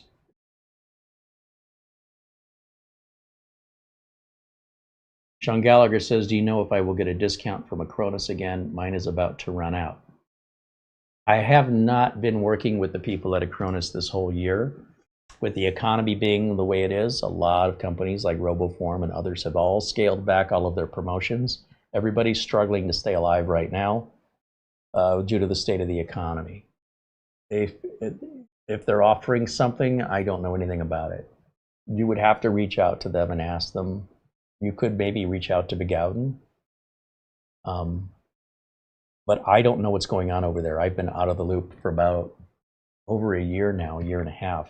I have no clue. They're not, because we're not working together, I'm not really interested, to be honest. They're doing what they're doing regardless of my involvement. And I only want to be involved if we've got an arrangement. And they've allowed that arrangement to not renew. And I still love their product and I still use it. But I no longer have any idea what's going on because I'm no longer a part of it. Hopefully, when the economy gets better, we can revisit. But me personally, I don't see a lot of companies really doing much right now other than trying to maintain. I don't see them introducing a lot of new products or innovating or even expanding or growing or hiring. I just see them maintaining. So I wouldn't expect there to be any discounts. But what I expect and what is, I really don't know, and that will be between you and them. So there's no harm in asking. But no, I'm not aware of any. All right, with that, I think we're going to wrap it up for today. And, you know, thanks to our friends over at Kubb. It was very nice of them to send the unit for review. It's neat. It's pricey. But hey, what exclusive type item isn't? People aren't buying Lamborghinis because they're a bargain price. Most of us aren't anyway. And then just a little fun to pull out the HP and the Dells. You know, yeah, I still have a few of these laying around. This one is Windows 11 compatible. This one is only Windows 10. And I'm trying to figure out what I'm going to end up doing with these because we're long done with them. Maybe put them on eBay or something, get rid of them. Well, they still have some value. Well, this one, there's no ticking clock like there is on this one. But you could always use it for Proxmox or Linux or home lab fun stuff. And let's see, what else? Friday, when are we reviewing Friday? We have a machine from GMK Tech, brand new, sealed in the box. That's the last one we have from that we've purchased. I think it's an M2 Pro S or something. And then Sunday, I think, I'm not sure. Like I said, we have a total of 4 left. If we do one Friday, one Sunday, one the following Friday, and the following Sunday, we are completely out. And then we'll start doing the follow-ups, and then I'll do the follow-ups on Wednesdays. But if we don't have anything new after we've exhausted, then Fridays and Sundays will be used for the follow-ups until we're just out of content. And then we'll have to come up with something else. I'm hoping something else will just appear. It's just like you never know when you're going to need a backup. I never know when something might arrive for review. There is a company that makes a really cool battery charger that asked us if we'd like to review it. And Mara's like, I know you're going to say no, but...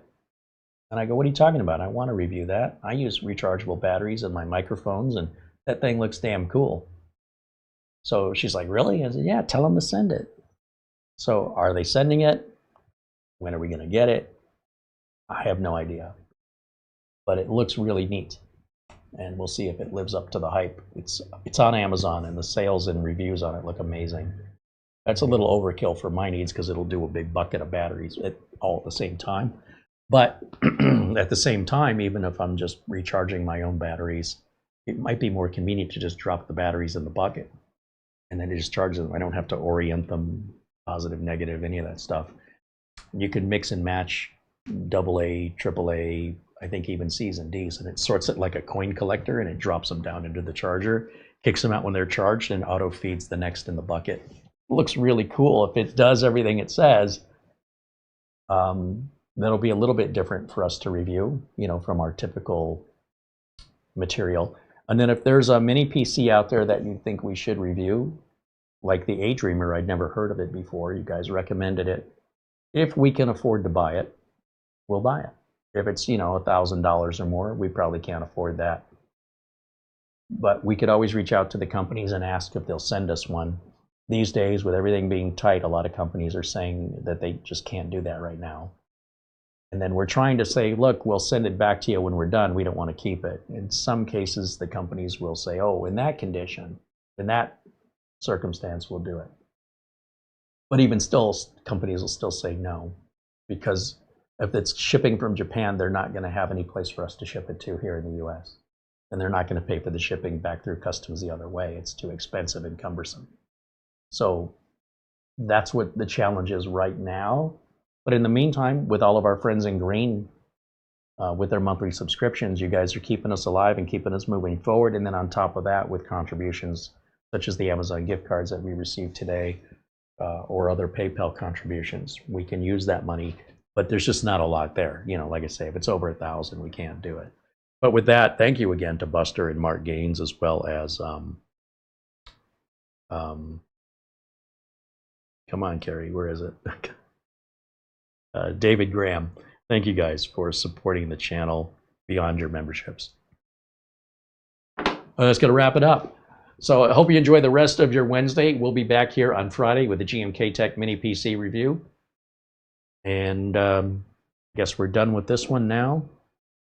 Maybe tonight, just for something to do, I'll run Windows updates on these before I put them back on the shelf.